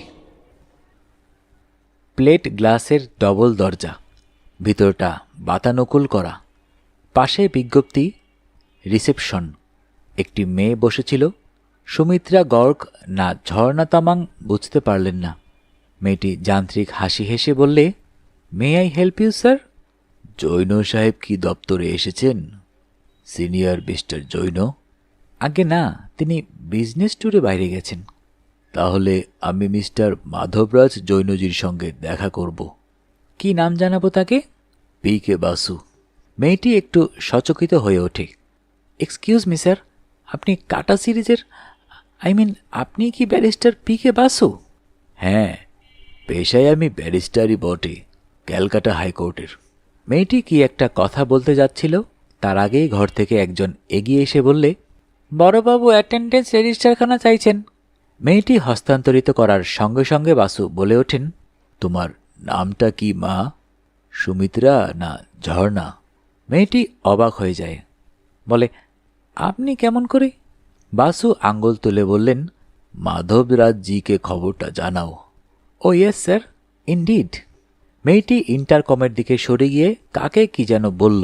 যন্ত্রটা এমনভাবে বসানো যাতে কাউন্টারের বাইরে দাঁড়িয়ে বাসু কিছু শুনতে পেলেন না, ওর ওষ্ঠাধরের কম্পনও দেখতে পেলেন না। একটু পরে হল কামরার বিপরীতে একটা দরজা খুলে গেল। ইতিমধ্যে আরও 2-4 জন করণিক শ্রেণীর লোক হলে এসেছে, চেয়ারে গিয়ে বসতে শুরু করেছে। ভিতরের দিকে খোলা দরজার ও প্রান্তে এসে যিনি দাঁড়ালেন তিনি নিশ্চয়ই মাধবরাজজি। দশাশই জোয়ান, 40-এর কাছাকাছি বয়স, 5-10 উচ্চতা, কপালটা চওড়া, সামনের দিকে চুল উঠে যাওয়ায় সেটা আরও প্রকট, দৃঢ় নিবদ্ধ ওষ্ঠধর, ব্যক্তিত্বময় চেহারা। ওখান থেকেই বললেন, মিস্টার বাসু। রাইট, আমি মাধবরাজ জৈন। আমার সঙ্গে কি উদ্দেশ্যে দেখা করতে এসেছেন mister Basu? I mean purpose of your visit. দুজনের মধ্যে অন্তত 10 ফুটের ব্যবধান। এ প্রান্ত থেকে বাসু বললেন, চৈতালি বসু। তার সম্বন্ধে কি কথা বলতে এসেছেন? চৈতালি বসু কি আপনাদের ক্যাশিয়ার? হ্যাঁ, কিন্তু সে এই অফিসে নেই, ছুটিতে আছে। ওর ভাইয়ের একটা অ্যাক্সিডেন্ট হয়েছে, শিলিগুড়ি সদর হাসপাতালে আছে। চৈতালি সম্ভবত তার ভাইয়ের কাছে আছে, সেখানে গেলে তার দেখা পেতে পারেন, but I am not sure. আমি তো বলিনি যে চৈতালিকে আমি খুঁজছি, বলেছি চৈতালির বিষয়ে আপনার সঙ্গে জনান্তিকে কিছু কথা বলতে চাই। Is that so? বলুন। বাসু অতপর উচ্চকণ্ঠে বললেন, অল রাইট, আপনি যদি এখানেই আলোচনাটা এভাবে করতে চান তাহলে তাতে আমার তরফে আপত্তি নেই। আদালতে চেঁচিয়ে বক্তৃতা করার অভ্যাস আমার আছে। শুনুন মিস্টার জৈন, চৈতালি বসু আপনাদের ক্যাশিয়ার, আমার মক্কেল। আমি কলকাতা থেকে ব্যক্তিগতভাবে জানতে এসেছি আপনারা কেন শিলিগুড়ির পুলিশকে বলেছেন যে আমার মক্কেল 2 লক্ষ টাকার তহবিল তছরূপ করে নিখোঁজ হয়েছে। মাধবরাজ 2 হাত সামনে বাড়িয়ে 2 পা এগিয়ে এলেন, বলেন, please stop there mister Basu, অমন কথা আমরা বলিনি। তাহলে কেমন কথা শিলিগুড়ি পুলিশকে বলেছেন, যার ফলে লালবাজার থেকে 2 জন পুলিশ হোটেলে এসে প্রকাশ্যে হামলা করে, আমার মক্কেলকে মানহানিকর প্রশ্ন করার সাহস পায়? মিস্টার বাসু, প্লিজ, অমন একটা বিষয়ে আলোচনা করার না এটা সময় না পরিবেশ। কেন? সময়টা তো অফিস টাইম, আর পরিবেশটা তো আপনিই বেছে নিলেন আমার জনান্তিকে আলোচনার প্রস্তাবটা অগ্রাহ্য করে, তাই নয়? স্থান নির্বাচন তো আমি করিনি। I am sorry mister Basu, অনুগ্রহ করে আমার ঘরে এসে বসবেন কি? বাসু মাধবরাজের নির্দেশ মতো তার ঘরে ঢুকে ভিজিটার্স চেয়ার দখল করে পাইপ ধরালেন। মাধবরাজ তার চেয়ারে বসে বললেন, কিছু মনে করবেন না স্যার, আমার মাথার ঠিক ছিল না। একটু আগে অডিটর আমাকে জানিয়েছেন যে তহবিলে যে ঘাটতি আছে তার পরিমাণ 2 লক্ষ টাকা। আগে না, একটু আগে নয়, আপনার মাথা এখনও ঠিক হয়নি। গতকাল দুপুরে ক্যালকাটা পুলিশ জানতো যে ঘাটতির পরিমাণ 2 লক্ষ টাকা। হ্যাঁ, তাই বটে, কাল সকালে। ফলে বুঝতেই পারছেন আমরা কি পরিমাণ উদ্বিগ্ন হয়ে উঠেছি। ক্যাশের চাবি থাকে 3 জনের কাছে, চাচাজি, আমি আর মিস বসু। তা চাচাজি আজ কদিন শিলিগুড়ির বাইরে, নেপালে। এদিকে মিস বসুকে ছুটি দেওয়া হয়েছে যেহেতু তার ভাই হাসপাতালে মরণাপন্ন। অথচ খোঁজ নিয়ে জানা গেল মিস বসু শিলিগুড়িতে নেই। এক্ষেত্রে আমরা যদি ব্যস্ত হয়ে, চাবি তো আপনার কাকার কাছেও থাকে, কই তার পিছনে তো আপনারা পুলিশ লিলিয়ে দেননি। মিস্টার বাসু, আমার কাকা এমপ্লয়ি নন, তিনি এই ফার্মের পার্টনার, মালিক। তিনি ইচ্ছে করলে কাউকে না বলে ভল্ট থেকে 2 লক্ষ টাকা বার করে নিয়ে যেতে পারতেন, যেমন আপনিও পারেন, ঠিক কি না? ঠিক, কিন্তু ক্যাশ থেকে কোনো কারণে তিনি 2 লাখ টাকা বার করে নিলে নিশ্চয়ই আমাকে বলে যেতেন। আপনি নিজে 2 লাখ টাকা বার করে নিলে কাকে বলতেন? কাকাকে না ক্যাশিয়ারকে? সম্ভবত দুজনকেই। সম্ভবত, অর্থাৎ রিয়াল এমার্জেন্সি থাকলে। বাধা দিয়ে মাধবরাজ বলেন, আপনি অহেতুক তিলকে তাল করে তুলছেন mister Basu. I am sorry sir, আপনি বেগতিক দেখে এখন তালকে টিপে টুপে তিল করে তুলতে চাইছেন। আপনি কেমন করে জানলেন যে আপনার ক্যাশিয়ার ছুটিতে থাকাকালে কলকাতার কোন হোটেলে উঠেছে, কি নামে উঠেছে? এক্সকিউজ মি স্যার, সেটা কোম্পানির গোপন ব্যাপার, এ নিয়ে আপনার সঙ্গে আমি আলোচনা করতে পারি না। বাসু বললেন, অল রাইট, আলোচনা করবেন না। আমি শুধু ব্যক্তিগতভাবে আপনাদের জানাতে এসেছিলাম যে মিস চৈতালি বসু আমার মক্কেল, আমরা মনে করি আপনারা লালবাজারে অভিযোগ করে বলতে চেয়েছেন আমার মক্কেল 2 লাখ টাকা তহবিল তছরূপ করেছে। এটা মর্যাদাহানিকর অভিযোগ, মানহানিকর। আমরা যথারীতি লিগ্যাল অ্যাকশন নেব। এই আমার কার্ড, মিস্টার জৈন। আপনি বা আপনার কোম্পানি যদি আমার মক্কেলের সঙ্গে ওই ক্যাশ তহবিল সম্বন্ধে কোনো আলোচনা করতে চান, তাহলে অনুগ্রহ করে তা আমার মাধ্যমে করতে হবে। Is that clear? আপনি কি বলতে চান যে মিস বোস সে চাকরি ছেড়ে দিচ্ছেন? সে কথা তো আমি বলিনি। আমি বলেছি আপনাদের ক্যাশের ঘাটতি বিষয়ে কোনো প্রশ্ন বা আলোচনা যদি আপনারা আমার মক্কেলের সঙ্গে করতে চান, তাহলে তা আমার মাধ্যমে করতে হবে। প্লিজ মিস্টার বাসু, আপনি ব্যাপারটা ওভাবে নেবেন না। পুলিশ যদি হোটেলে কোনো মানহানিকর কথা বলে থাকে, সে তাদের দায়িত্ব। আমরা শুধু খোঁজ নিতে বলেছিলাম মিস বসুর সঙ্গে যোগাযোগ করে জানতে যে ওই 2 লক্ষ টাকার ঘাটতি বিষয়ে তিনি কিছু জানেন কিনা। ক্যাশে আপনাদের 2 লাখ টাকা নগদে থাকে কেন? শিলিগুড়িতে ভালো ব্যাংক ট্যাঙ্ক নেই? আমাদের ব্যবসায় বেশিরভাগ ক্ষেত্রেই নগদ টাকায় বেচাকেনা হয়, চেক বা ব্যাংক ড্রাফট চলে না। যাতে কেনাবেচার কোনো প্রমাণ না থাকে, যে বেচেছে সে বোধ করি স্ট্যাম্পড রসিদও দেয় না, তাই না? না না, আপনি যা ভাবছেন তা নয়। আমরা নগদে কেনাবেচাটা পছন্দ করি। তারপর লেনদেনটা সম্পন্ন হলে পরে সময় সুযোগ মতো খাতাপত্রে। বুঝছেন না? আগে না, আদৌ বুঝছি না। ইনকাম ট্যাক্স বা ওয়েলথ ট্যাক্স ফাঁকি দেওয়া ছাড়া এর আর কি উদ্দেশ্য থাকতে পারে? আরে না না, এটা অন্য ব্যাপার। অনেক দেশ থেকে দুষ্প্রাপ্য মূর্তি, ছবি ইত্যাদি আসে তো, সেসব দেশে হয়তো সীমান্তের ওপারে ওসব মালপত্র নিয়ে যাওয়াই নিষিদ্ধ। তার মানে স্মাগল গুডস অথবা চোরাই মাল। কি আশ্চর্য! তা হবে কেন? আমরা রামশ্যাম যদুর কাছে এসব দুষ্প্রাপ্য কিউরিও কিনি না বা বেচি না। জেনুইন ডিলার, জেনুইন খদ্দের। জেনুইন ডিলার চেকে লেনদেন করতে রাজি নন কেন? তাই তো বোঝালাম এতক্ষণ। আপনি না বুঝলে আমি নাচার। ন্যাচারালি, কিন্তু বিচারকও আমার মতো বোকা হলে আপনি নাচার বলে পার পাবেন না মিস্টার জৈন। বুদ্ধিগ্রাহ্য ব্যাখ্যা আপনাকে দিতে হবে। কি কারণে আপনাদের ক্যাশে 2-5 লাখ টাকা সবসময় নগদে রাখতে হয়? কি কারণে চেকে লেনদেন হয় না? বিচারক মানে কোন বিচারক? তা তো এখনই বলতে পারছি না। আমরা যখন মানহানির মামলাটা আনব, তখন যে বিচারক সেটার বিচার করবেন। ঠিক এই সময়ই ইন্টারকম যন্ত্রটা জৈন সাহেবের দৃষ্টি আকর্ষণ করতে চাইল। সুইচ টিপে জৈন বললেন, yes, sorry to disturb you sir. একটা খবর জানাতে বিরক্ত করছি। বড় সাহেব নেপাল থেকে ফিরে এসেছেন, এইমাত্র অফিসে এলেন। ও আচ্ছা, তাকে বলো আমার ঘরে একবার পদধূলি দিতে। তাকে আরও বলো যে ক্যালকাটা হাইকোর্টের ব্যারিস্টার মিস্টার পি.কে. বাসু আমার ঘরে বসে আছেন ওই তহবিলের ঘাটতির ব্যাপারে।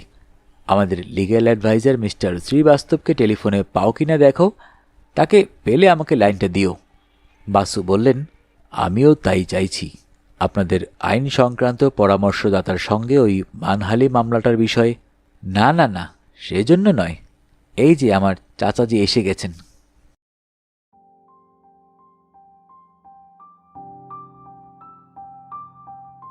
শুনতে শুনতে শেষ হয়ে গেল আমাদের আজকের গল্প।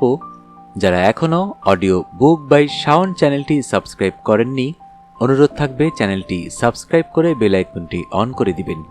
সবাই ভালো থাকবেন, সুস্থ থাকবেন এবং বেশি বেশি করে বই পড়বেন, কারণ বইয়ের চেয়ে ভালো বন্ধু আর হয় না।